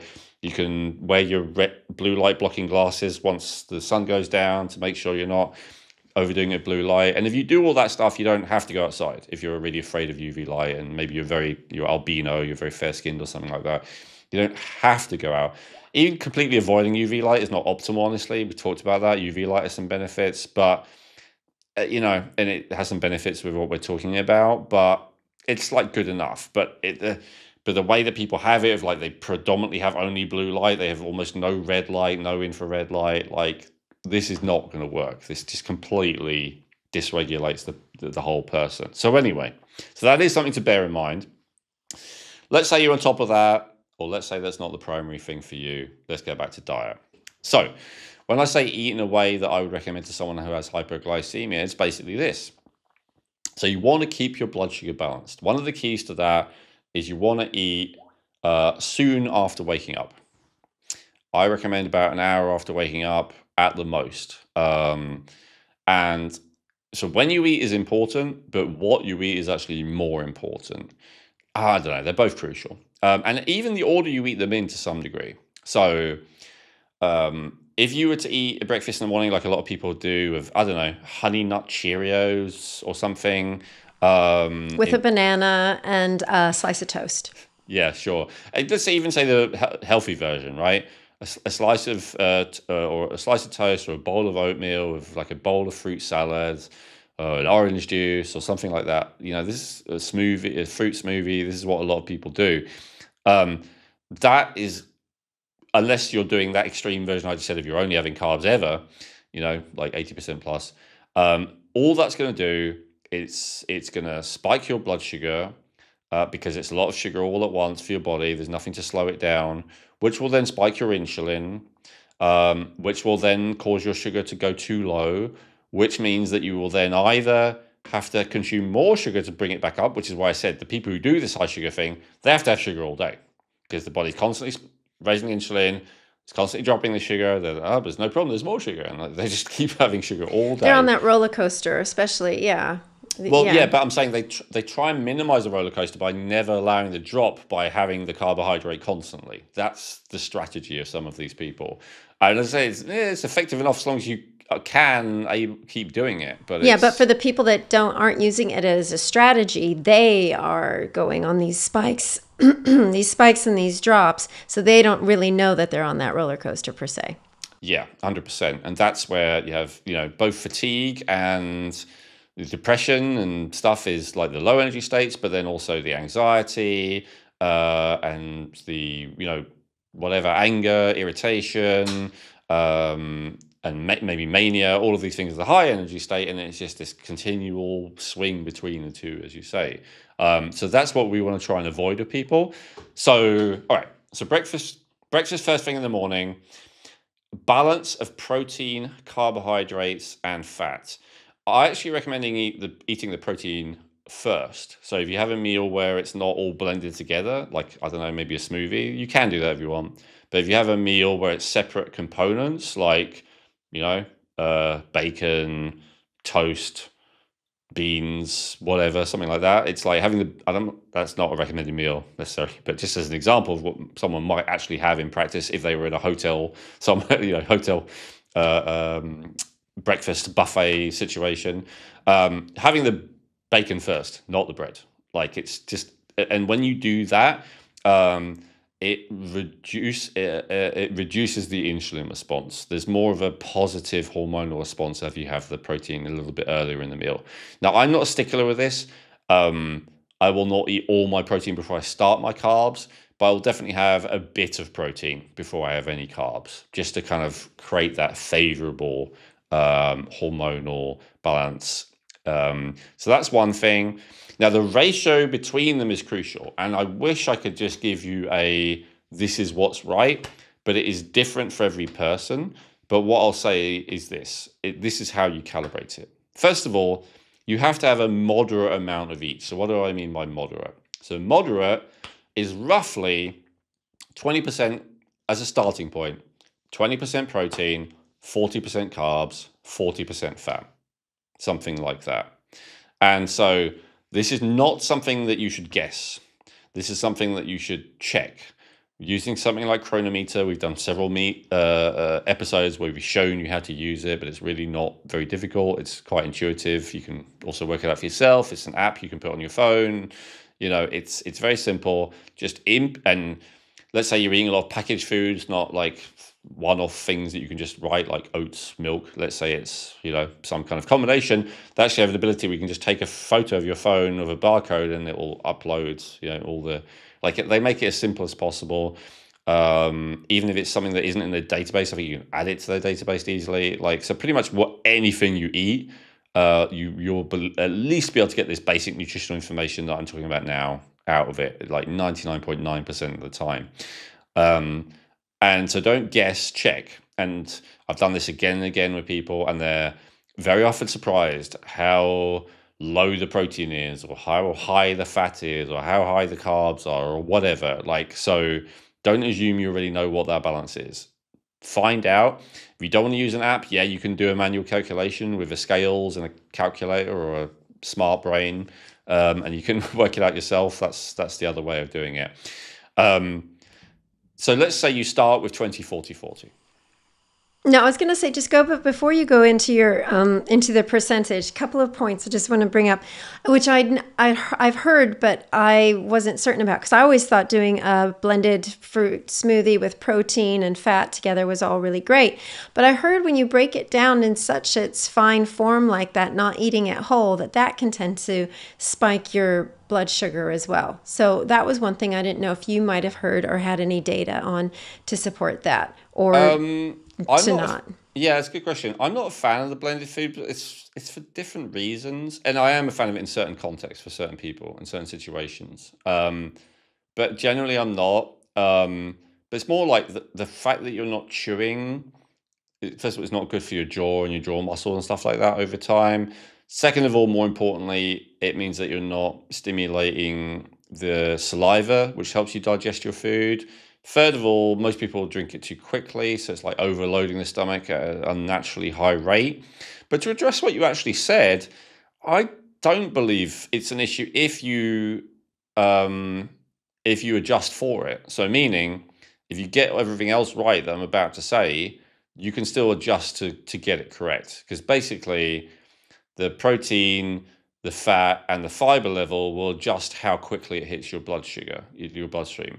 Now, if you've broken it down, let's say in a Vitamix, in a very granular way, it is true that the sugar will hit your bloodstream quicker than if you took exactly the same thing and didn't put it in the Vitamix first. So that is absolutely true, but you can compensate for that by, adding more fiber, for instance, or something like that, that would then, make up for it and slow the rate that it goes into your bloodstream. So I think if you really enjoy blended food, it's possible for that to be okay. But I would go back to what I'm about to say in terms of the guidelines about how to judge it. So let's say you start 20, 40, 40, something around those levels, right? Protein, carbohydrates, and fat. I should address this because I know this is everyone's question on their mind at this stage, having done this a bunch of times. People always like, well, what should I eat, Owen? What should I eat? And my answer is always I always ask them, well, what did you eat for your evening meal? And they always tell me something, and it's often perfectly good. And I say, okay, just have that. And, and just have that in the morning. And I was like, make twice as much, or a lot of people are not very hungry in the morning. So, save a third of your evening meal and have it the next morning. It really is as simple as that. Or cook it fresh from scratch, whatever you want. But the point is, it's such a hard thing for people in the Western world to get their head around. But this is, it's completely normal. I've traveled, not throughout the world, but Southeast Asia, for instance. They don't have a distinction between you have a completely different type of food in the morning as you do the other two meals. It's just basically they have exactly the same in the morning as you have it. It's completely normal. We've been conditioned. Yeah. We've definitely been conditioned. And I think there's actually a mass propaganda campaign by Kellogg, believe it or not. I think it was about 150 years ago. Everyone ate a normal, if they could afford it and had it available, at least they ate a normal meal in the morning, just like any other meal.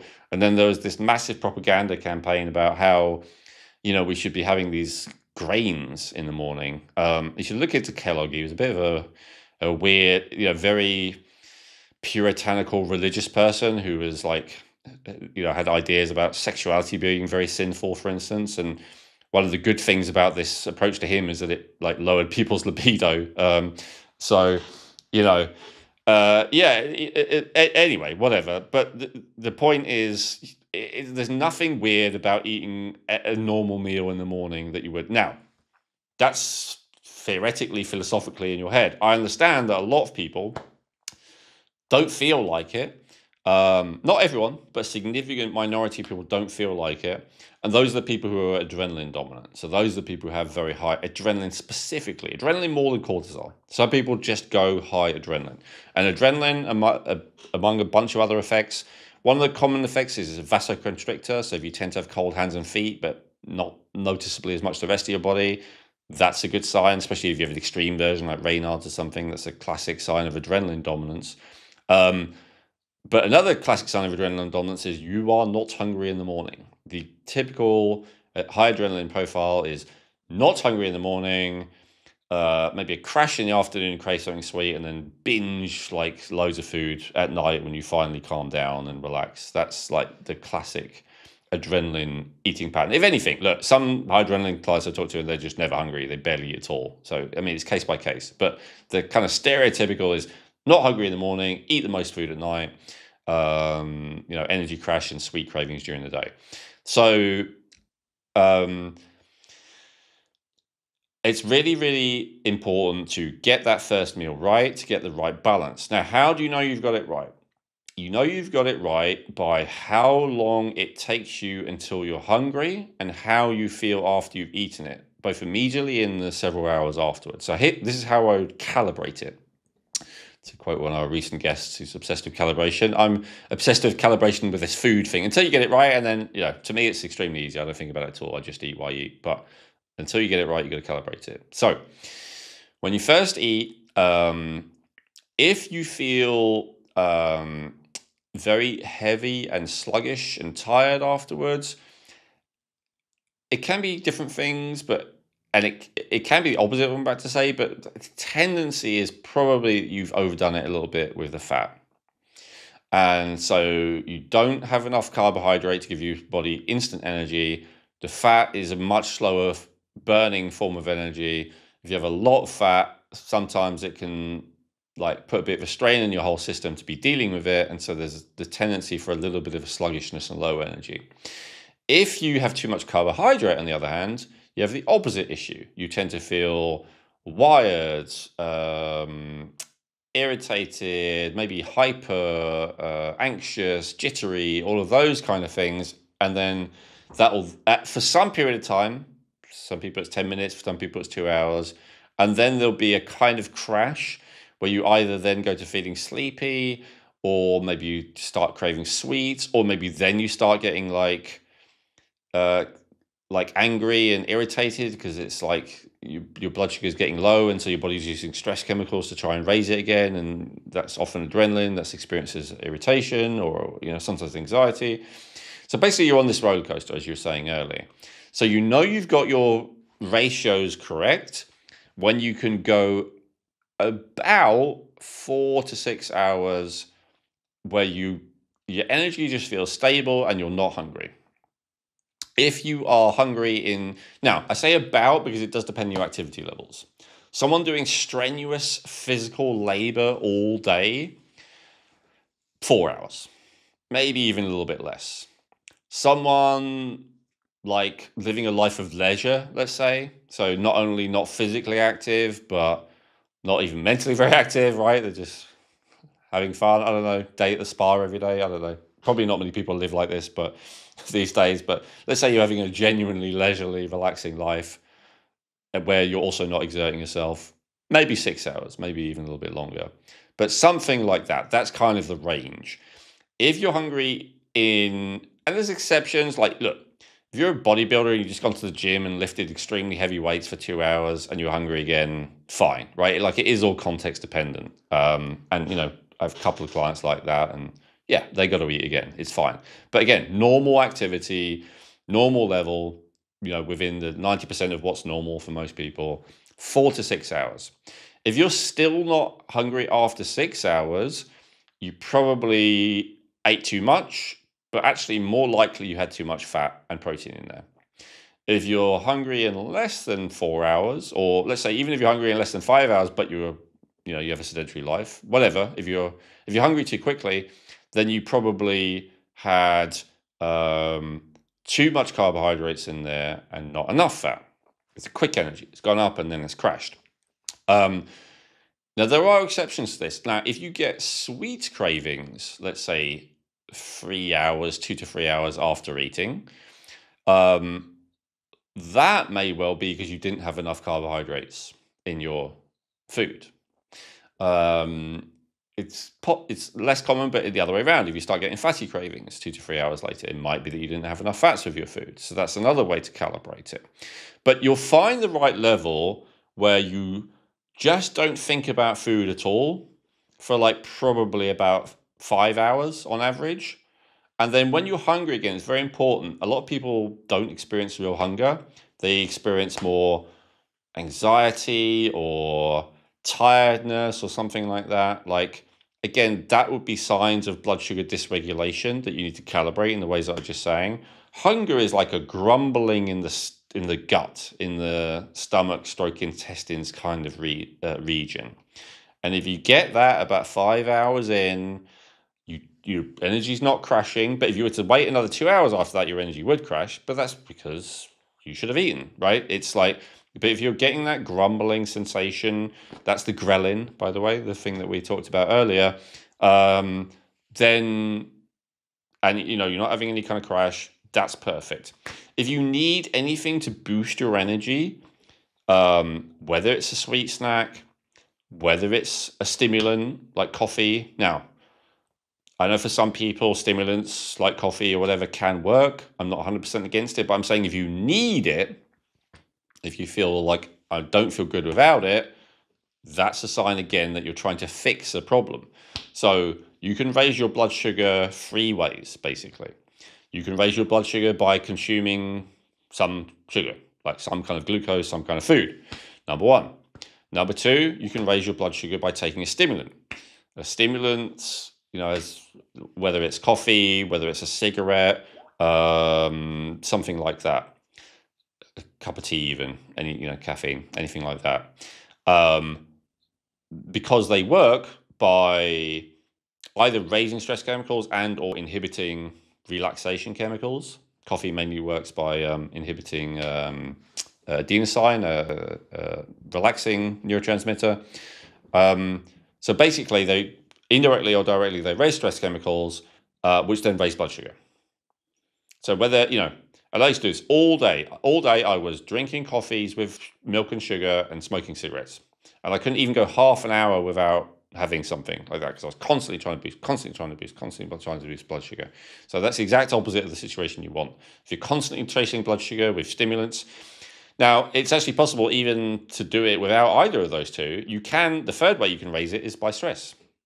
So if you find yourself suddenly, uncharacteristically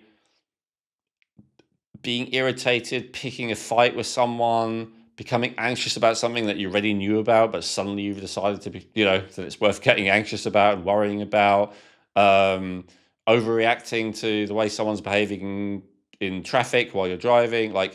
If you start acting uncharacteristically stressed, it may, and I say uncharacteristically, meaning you wouldn't do it if you just had a good meal, then it may well be that it's not the situation, it's an unconscious attempt to raise your blood sugar. So that's the other, that's the other sign that that's what's going on. If you have no sweet cravings, no stimulant cravings, and no stress incidents for 5 to 6 hours, and then you get hungry, and then you eat, and then you carry on feeling good, congratulations. You have now stabilized your blood sugar. And I realize it's not only about eating. That's why I mentioned there's the thyroid and the progesterone and testosterone balance of estrogen. There's the leptin. There's a few other things going on. I do acknowledge that may make it difficult to be successful with the strategy I'm saying, but usually it's not difficult. What I find over and over again is that when I give these recommendations to people, they don't do it. They either don't do it because it's fighting against their instincts, like in the case of the adrenaline, where people just don't want to eat in the morning, no matter what I say or anyone says. Or honestly, more commonly, they don't do it because some other guru has told them it's better to fast or skip breakfast or whatever it might be, and they don't quite. But again, I don't think it's the lack of trust in me necessarily. It's like they're still kind of going with their body's impulses of what feels good. Let me ask you this for the morning bit. Let's say they're trying to get themselves out of the habit of not eating within that hour of waking up. And instead of having a full breakfast, could they have something small that is balanced, as you said, within that space? And then they can eat a little bit later, but at least making sure that during the day they're getting the correct amount of calories that they need to keep their body fueled correctly. But yeah, could that be an option? So that's compromise. It's a fairly good compromise. It hits a lot of the criteria you're talking about. The main thing I don't like about it, though, as a long-term strategy, Chrissy, is the thing I talked about earlier, which is then when's the body detoxifying? If you're eating every 2 to 3 hours. And if you are, unless you're trying to starve yourself, which brings up a whole bunch of other problems, you have to have a moderate, not large, but a moderate meal in the morning to be able to go long enough, 4 to 6 hours, before you need another meal. So whatever I'd recommend. So let's say, your calorie needs 2,000 calories a day, and I'm saying have 700 calories in the morning. And you're like, I'm not hungry, I don't feel like it. Fine, have 350, but of course, or whatever. But if you're having 350 and you get it right, you're still going to be hungry a lot sooner. And so that's one thing. Second issue that I have with it, other than the, detoxification, ideally, is it's so, I was going to say, the last thing I was going to say, the reason why people don't stick to it is the practicalities. It's that they're out. They haven't prepared. They haven't planned ahead. They haven't got something ready. It's like, I know I'm lucky these days. I don't go out very much, but when I do, I always bring something with me. Always. There's always a meal. And I would recommend that to people. I'm pretty flexible these days. Pretty much any normal restaurant I can eat we talked about this, just steak or beef and potatoes. Like, it's fine. Like, and that gives me like a good balance of the macronutrients that works for me. For someone else, it might be different. So I can always eat out. But the point is, I'm not just buying, I'm not just eating a bag of potato chips, or I'm not just having a donut or whatever. It's not in my remit. And I say this, like, I want to be clear about this. This way of eating that I'm recommending, unlike those people I said about earlier, I have no problem sticking to. There is zero discipline required. There is zero difficulty. There is zero willpower. Like, I eat, I feel satiated, I feel satisfied. I do not feel like I'm missing anything, and then I'm good until next time. Like, and that's really, what I'm recommending. And I think that's why my insulin is what it is. I have other issues. I've talked about them many times on the podcast. This just isn't one of them.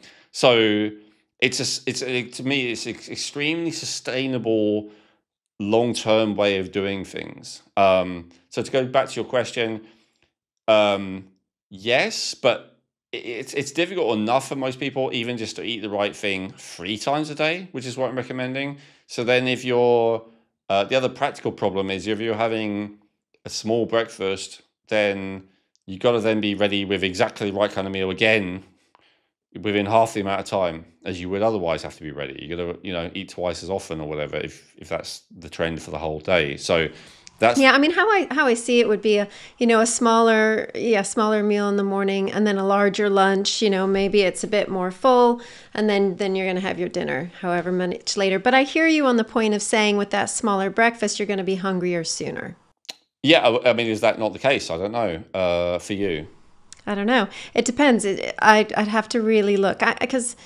or Yeah. or if you're not hungrier sooner, are you having signs of a blood sugar crash? Are you more likely to get stressed 3 or 4 hours after that meal? Like, you haven't got to food yet, but you've run out of calories, you've run out of energy. So now we talked about we talked a lot about carbohydrates specifically, but it's actually true for just fuel in general, right? If you need, I don't know, 600 calories, for instance, to do 6 hours of work in your job between breakfast and lunch, and you're only eating 300 calories, then where's the other 300 calories going to come from? Once the 300 calories from food is run out, it's going to come from raising the stress chemicals. It's the same mechanism. There's no alternative. In an ideal world, you'd meet all of your nutritional needs in the form of vitamins, minerals, phytonutrients, and more from the foods you eat. However, unless you prepare all of your food at home from scratch using the highest quality ingredients possible, the reality is that most of us need some nutritional support. Most of us need to take supplements if we want to look, feel, and perform at our best on a consistent daily basis. And this is especially true if you have genes that give you an elevated need of certain nutrients. And this is where Feel Younger can help. What I love about Feel Younger is that they offer a huge range of quality supplements and healthcare products formulated and endorsed by Owen Robinson, including must-haves like magnesium glycinate and vitamins B12, D3, and K2. And they do it at affordable prices with free shipping for orders over $50 without ever compromising on quality, purity, or potency. To learn more about how Feel Younger supplements can give your health a boost while supporting this podcast, please visit feelyounger.net and use promo code Rejuvenate to get 20% off your first order. That's promo code Rejuvenate for 20% off your first order at feelyounger.net.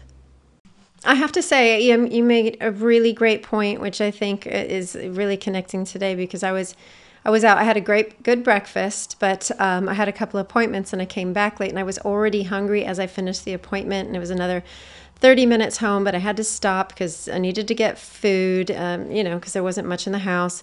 And then by the time I got home, and then I had to do a little something here or there, then I put my food together and all of that.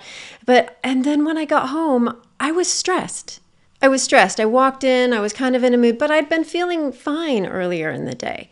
But then, then I'm like, well, I'm kind of moody and annoyed, and then suddenly overwhelmed and everything else. And it's like, well, was it because I walked home into this environment, or was it because I needed to fuel myself earlier? Yep, you ran out of fuel, 100%. It's so common. It's the kind of thing, like, if you were dealing with it with your child or with a pet or something, it would be like pretty self-evident, but for some reason when it comes to ourselves, it's like such a mystery to us.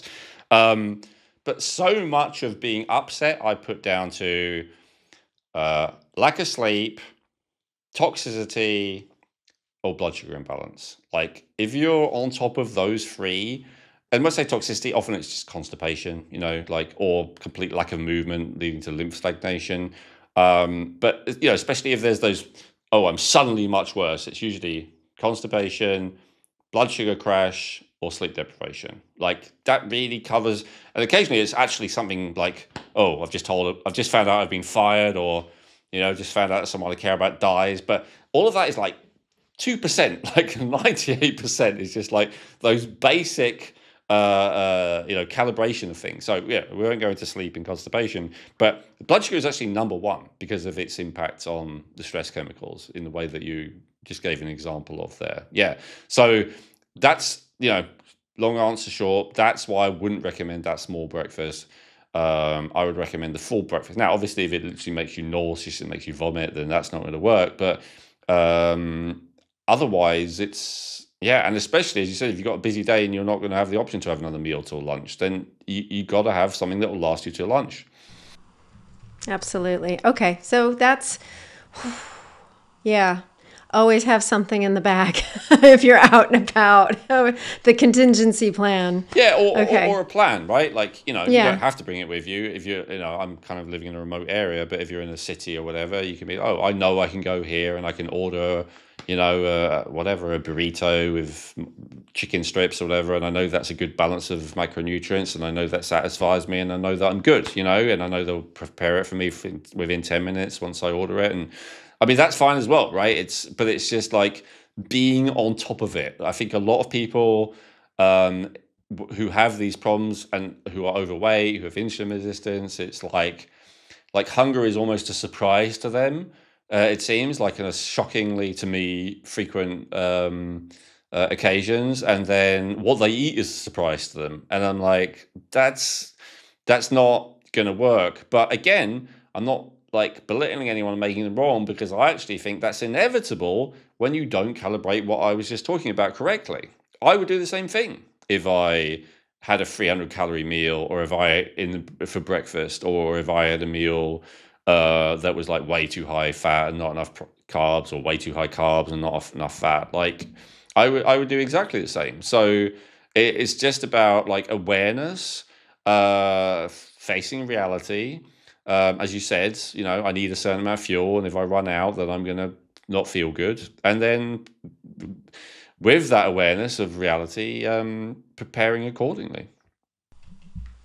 Fantastic. It is one of those things that preparation is key, because it really does set you up for success. So having that plan, having that preparation, and that meal prep, and also having an idea of, okay, this is making sure you've got enough in the fridge, instead of like, running out, because then that hunger kicks in, that stress kicks in, and then, it upsets the balance. Yeah, as I said, look, if you're working 12-hour shifts and you're just grabbing something from a fast food place, you can actually still do this, but it still requires the preparation.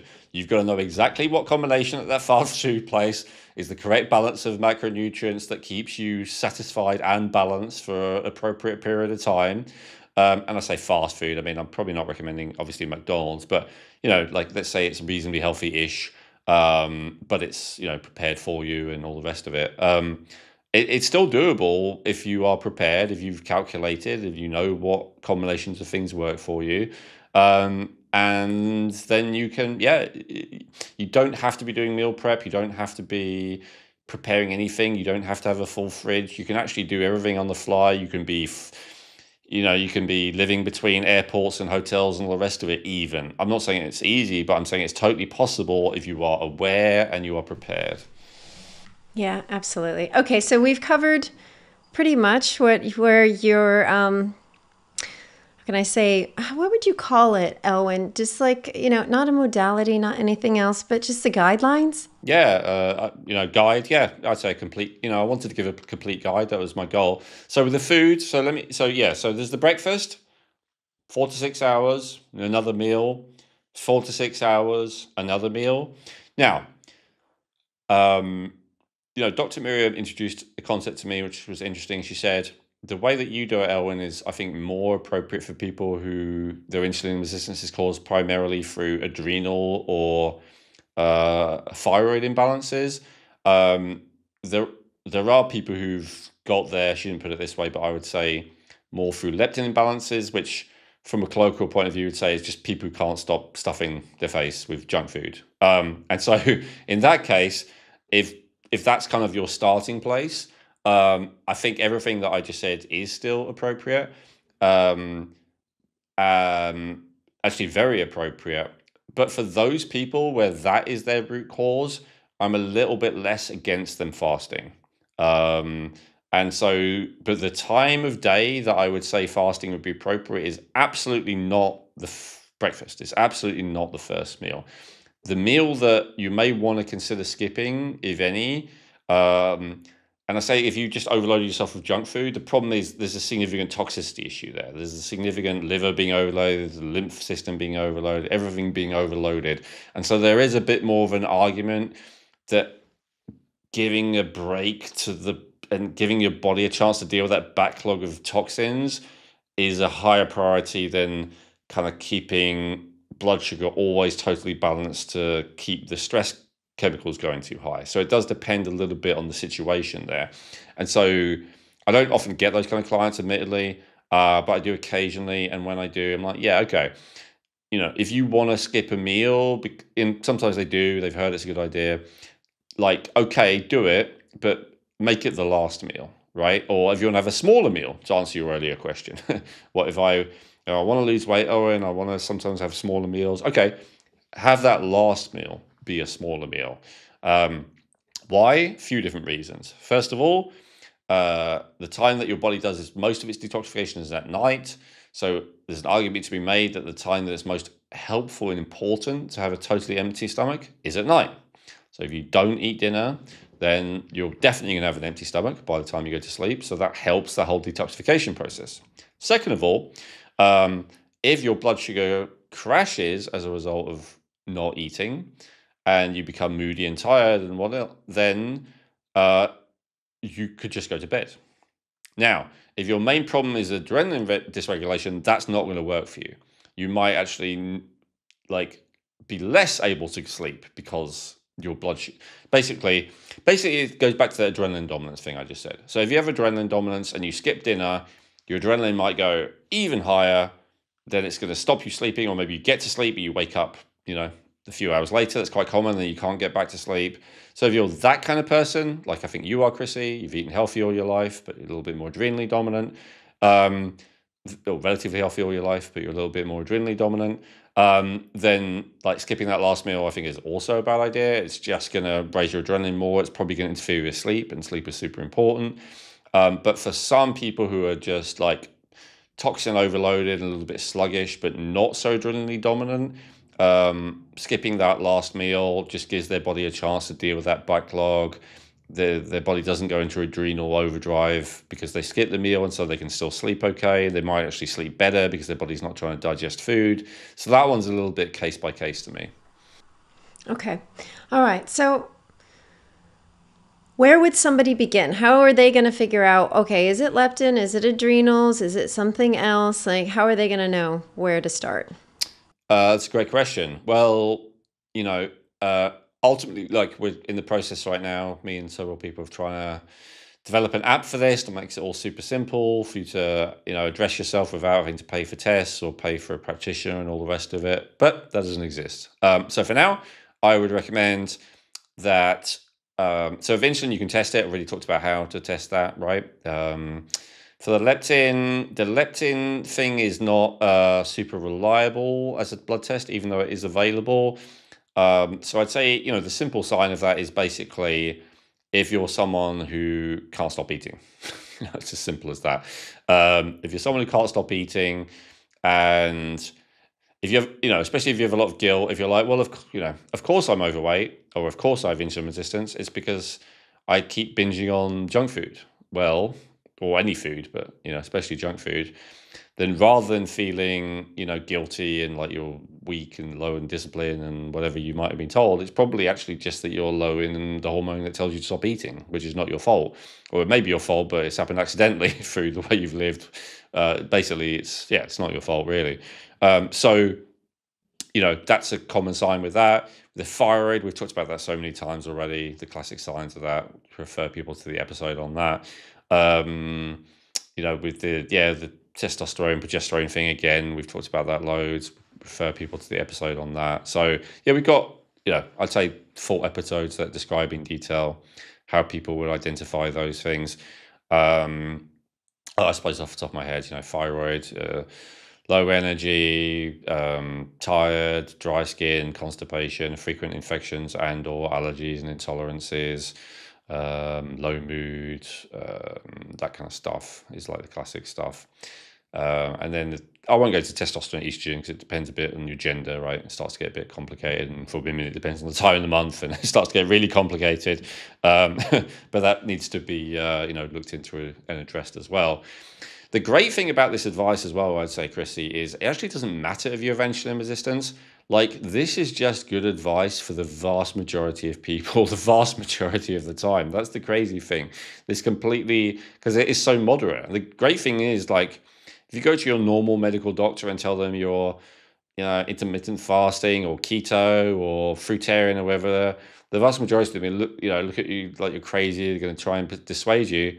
This way of eating that I just said, like, no one's even going to have a problem with. It's so moderate. It's so reasonable. It's like everyone will agree. Like, it's the most moderate, reasonable, mainstream in a way thing in the world. I'm saying the only thing that's weird these days, as I said, is eating a full breakfast. But even then, it's not that weird. Like in England, we have this concept of the English breakfast, right? You have like your hash browns and your baked tomatoes and mushrooms and scrambled eggs and sausages and or bacon, sometimes beans, usually toast, by all means orange juice, and it's just a combination of protein, carbohydrate, and fat in a reasonable proportions. It's like, I'm not saying it's the best food in the world, but it meets these criteria that we're talking about. And so no one's going to look at you weird if you do this. No one's going to think you're weird. No healthcare professional, no normal person. And yet it's actually the most helpful thing that you can do in terms of keeping your blood sugar balanced. And as I said, if you're more in that other category of person that's not adrenaline dominant, that I'm see less often, then just skip or minimize the dinner. That's the way of just reducing the total calorie, because it's true, caloric surplus. It's also least likely to suppress your thyroid if you're skipping dinner as opposed to skipping breakfast, because the time you most need the metabolic boost that comes from eating, especially eating carbohydrates, is the morning, because you've got stuff to do. The time you least need it is at night, because you don't have stuff to do. It's really simple. So yeah, I mean, I promised I'd give a few supplement things as well before we finish. Oh yes, please. Let's do that. Let's go over that. What people can potentially look at to support themselves with the insulin resistance. Okay, cool. So yeah, I've done a lot of research in this because I'm formulating something for it. I've got a bunch of links to studies as well, so maybe we can include that if we remember in the references, Chrissy. I was actually surprised as to what came up that was, not by all of it, but a couple of things that were, effective and not effective according to actual studies. And when I formulate products, I try and always base it not just on anecdotal and clinical experience. I do, I like to ask practitioners what has worked for them in practice, because I don't want to be a slave to studies, because often studies just aren't done. But ideally, gold standard to me is it's like clinically effective and the studies support it. So berberine is something we've talked about before in this context. Berberine works for a very similar mechanism as metformin, which is the pharmaceutical medical drug that is often given to people with type 2 diabetes or for insulin resistance. Metformin is effective for both, especially insulin resistance. And so is berberine. But berberine is way safer and way less side effects than metformin. It's like, something like 60-70% as effective, but 20% or less of the side effects. So to me, that's a really good deal. And definitely if your insulin is high, I would strongly consider berberine in most cases. Usually the only side effects are abdominal discomfort, because it is a plant compound that kills pathogenic organisms. It kills bad bacteria. It's often used for that among naturopaths, herbalists, functional medicine practitioners, people like that. And so you may well have some not ideal critters somewhere in your gut that this starts to affect, and then you might have gas or bloating, nausea, whatever.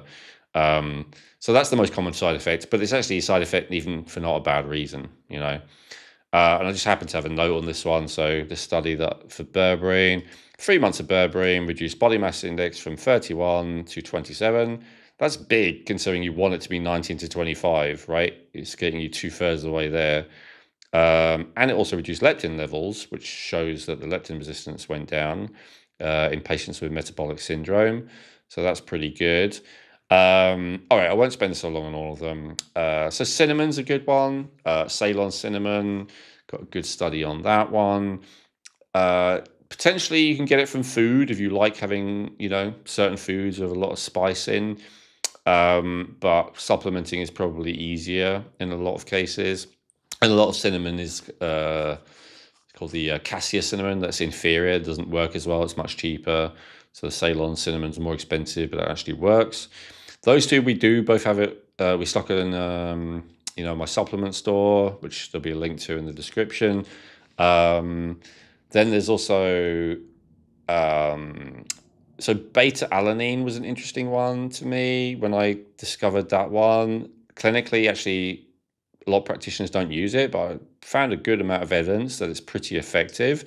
So beta alanine is an amino acid that is a precursor for another amino acid called L-carnosine. They're both basically meat or animal food based. You tend to not get hardly any of these in your diet unless you're eating meat. And so, yeah, I guess especially worth considering if you are eating a plant-based diet. But even if you are eating meat, the studies show that beta-alanine is pretty effective for reducing insulin resistance. And Fenugreek Extract as well. This one was actually brought to me by Dr. Miriam, and I hadn't had experience with it. But again, when I looked into the studies on it, I was like, oh yeah, this is, again, very effective. So it's, in her experience clinically, it's one of the best things. So that's definitely one that you may want to consider. I actually have it in the formulation I made for testosterone. It could be good for that as well, but I just didn't realize that there's actually significant evidence on it reducing insulin resistance.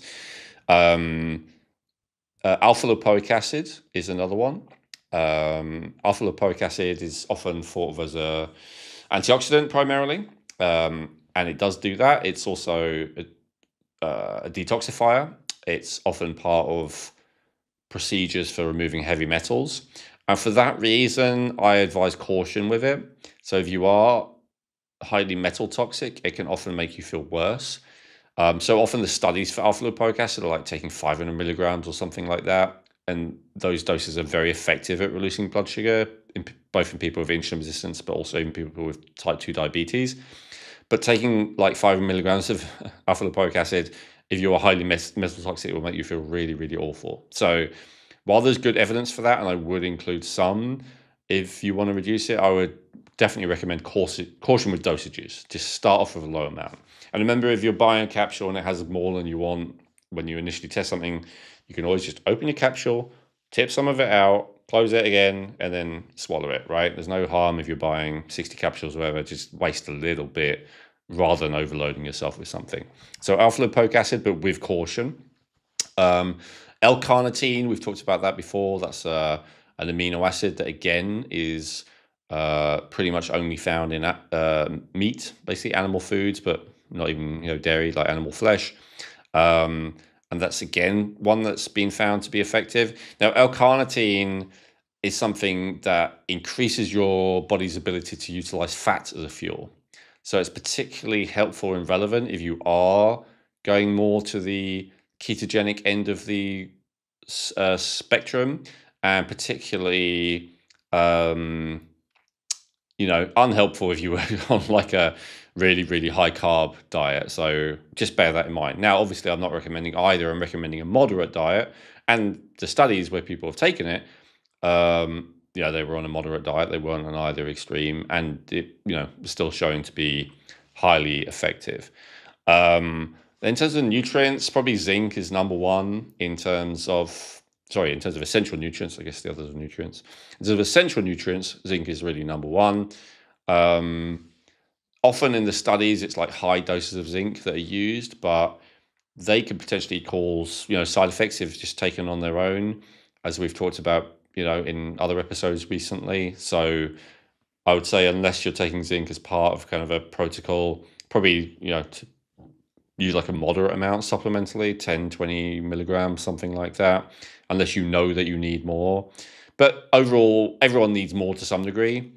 But so that's why I say like supplementing a bit is probably a good idea for most people. But often supplements are like 50 milligrams, and I wouldn't recommend just adding 50 milligrams of zinc without anything else, without knowing what you're doing, because it can potentially cause some other issues. And folate actually is surprisingly another one. And so I would, in terms of supplements, I never recommend folic acid. Of course, you should either be using methylfolate or folinic acid. Those are the two types of folate or folic acid that are actually safe and good for you. The kind of folic acid, if you see that in supplements, that's a cheap form that a lot of people's body doesn't know how to utilize, and even worse, it then blocks the receptors so that your body can't then utilize the stuff that it is able to utilize. So definitely want to get the right form. But yeah, again, studies show that folate is significant. And so that's something that often is in blood tests. So especially if you notice your folate is low when you do like a comprehensive blood panel, that would be a definite sign that that's something to consider adding to help to bring your insulin back into balance. So those are a few of my supplement recommendations. None of them, though, are going to honestly be as important or as impactful as the dietary recommendations, unfortunately. I wish, if only it were that simple. But if you're eating in the standard way, then they will help, especially berberine, fenugreek, and cinnamon. Those are the ones that I saw that had the strongest evidence that they would help no matter what. But they will, let's say your result is 8, they might get it down to 7. They're not going to get it down to 2. That's the only way you can do that, is to consistently eat the right way and then do that for a period of time. The one other thing I want to actually address before we finish, before you ask me another question, Chrissy, is about the Randle cycle. So I can just imagine that objection coming in our comment section, because I see people discuss it. So this is, well, for those that don't know, can you explain what the Randle cycle is? Yeah.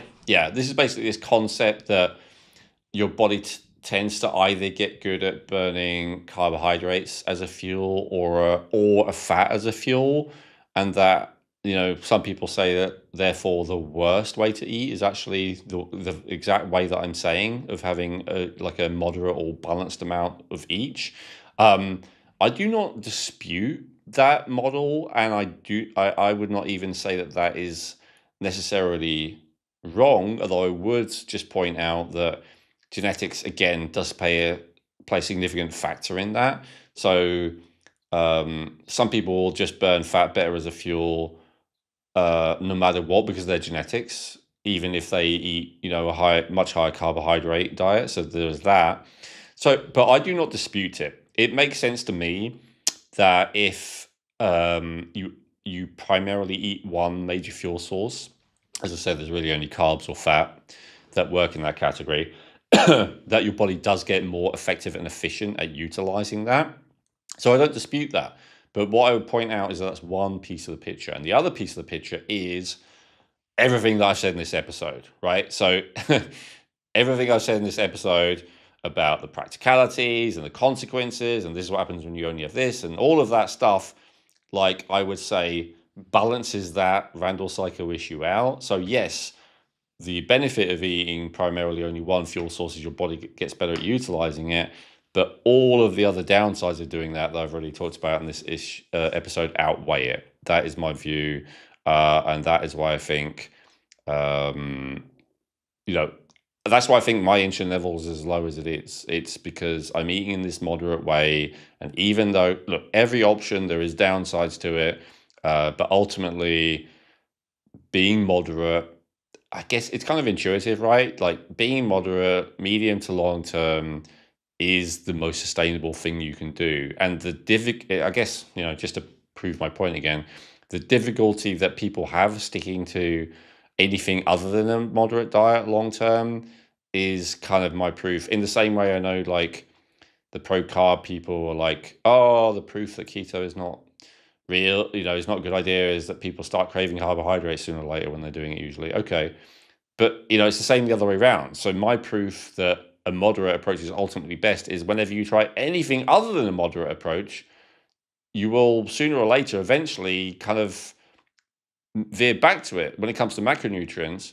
But of course, it's not moderate when it comes to everything else, right? So you'll try, and eventually you're eating a donut, or eventually you're eating, whatever. And so obviously a donut is not moderate when it comes to diet in terms of toxicity profile or micronutrient profile or whatever else, but it is moderate in terms of the macronutrient ratio. And that's really what I'm pointing at. And so when you eat an immoderate macronutrient profile for too long, you will, again, not every case, but I'd say at least 90% of cases, probably 98% plus of cases, you'll end up eating moderate foods again. And so rather than trying to force yourself to do something that's not moderate, just do moderate well. And I would say any potential downsides that you're aware of are massively outweighed by the upsides. Okay. So just quickly before we close, because I know we're coming up on time, at what point or how long should somebody wait in between testing to see if they're making headway in the direction that they want to go? Great question. If they're sticking to what I just said 100%, you should be trending down in the right direction at least within 3 months. If you're kind of doing it some of the time, not doing it some of the time, then it's really hard to judge and to calibrate. Now, I realize even a 90-day commitment is a lot to ask from people, but it's kind of not, because as I said, it's a lot. If you just prepare in terms of like not forcing your body to do something it doesn't want to do, it's much easier to do this than all the other strategies that are outlined, right? Compared to dragging yourself out of bed and forcing yourself to run for an hour when you haven't eaten and you haven't eaten last night, or forcing yourself to eat fruit all day and never have anything fatty even though you're craving it and all this. Like, this is a much easier thing to do, but unfortunately it just does take time with this method as opposed to the other methods to see results, because you're not, as I said, like for instance with the keto thing, you're basically giving your body very little carbs, so then your body mostly only produces insulin response to carbs. Of course, if you give it almost no carbs, the insulin will go down quicker, but the problem is you haven't resolved the root issue at all. With this, because you're actually addressing the root issue, you're getting your body better at glucose utilization by maintaining a balanced blood sugar and therefore a balanced hormonal profile in general. Balanced, thyroid and adrenals specifically is what we've talked about, but also the others. It's not going to be as quick, but it's much more enduring and sustainable. So 3 months, you should definitely see some kind of reduction. As to how long it takes to fully get down to wherever you are to optimal, that's obviously going to depend on the starting place. It's going to depend on all the other factors that are going against you. But in terms of, it's a great question. Like, I'm going to give it a try, Elwin, but obviously I'm not going to wait forever. Give me 3 months. Give it 3 months. Okay, great. And would you, we did say we'll put the HOMA IR calculation. So if anybody does have those, they'll be able to see that. Any final thoughts then before we close? Thank you for watching. Make sure to share this with people, and let me know in the questions and comments. I know some of you are going to disagree. Tell me why I'm wrong. I'm always open to learning. I'm always open to having my mind changed. But make sure you actually, well, I suppose if you're listening to this, you would have done, but make sure you listen to the whole thing before telling me I'm wrong. Absolutely. As always, thank you so much for joining us. We appreciate your time. Please remember to hit that like and subscribe button and the bell icon. And remember also, if you have any questions or queries, please put them below, as Elwin said. And also too, if you've got other ideas that this particular episode has spurned a subject towards, please put those in the comments below, because we're always looking for ideas that we can help do some research and bring those episodes to you. So as again, always, thank you. Take care, and we'll see you next time. Hey, thanks for watching the video. If you enjoyed that, I recommend watching our latest episode, which you can do by clicking above. And make sure to subscribe, like the video, comment, and share with anyone who you think might appreciate it. Thank you.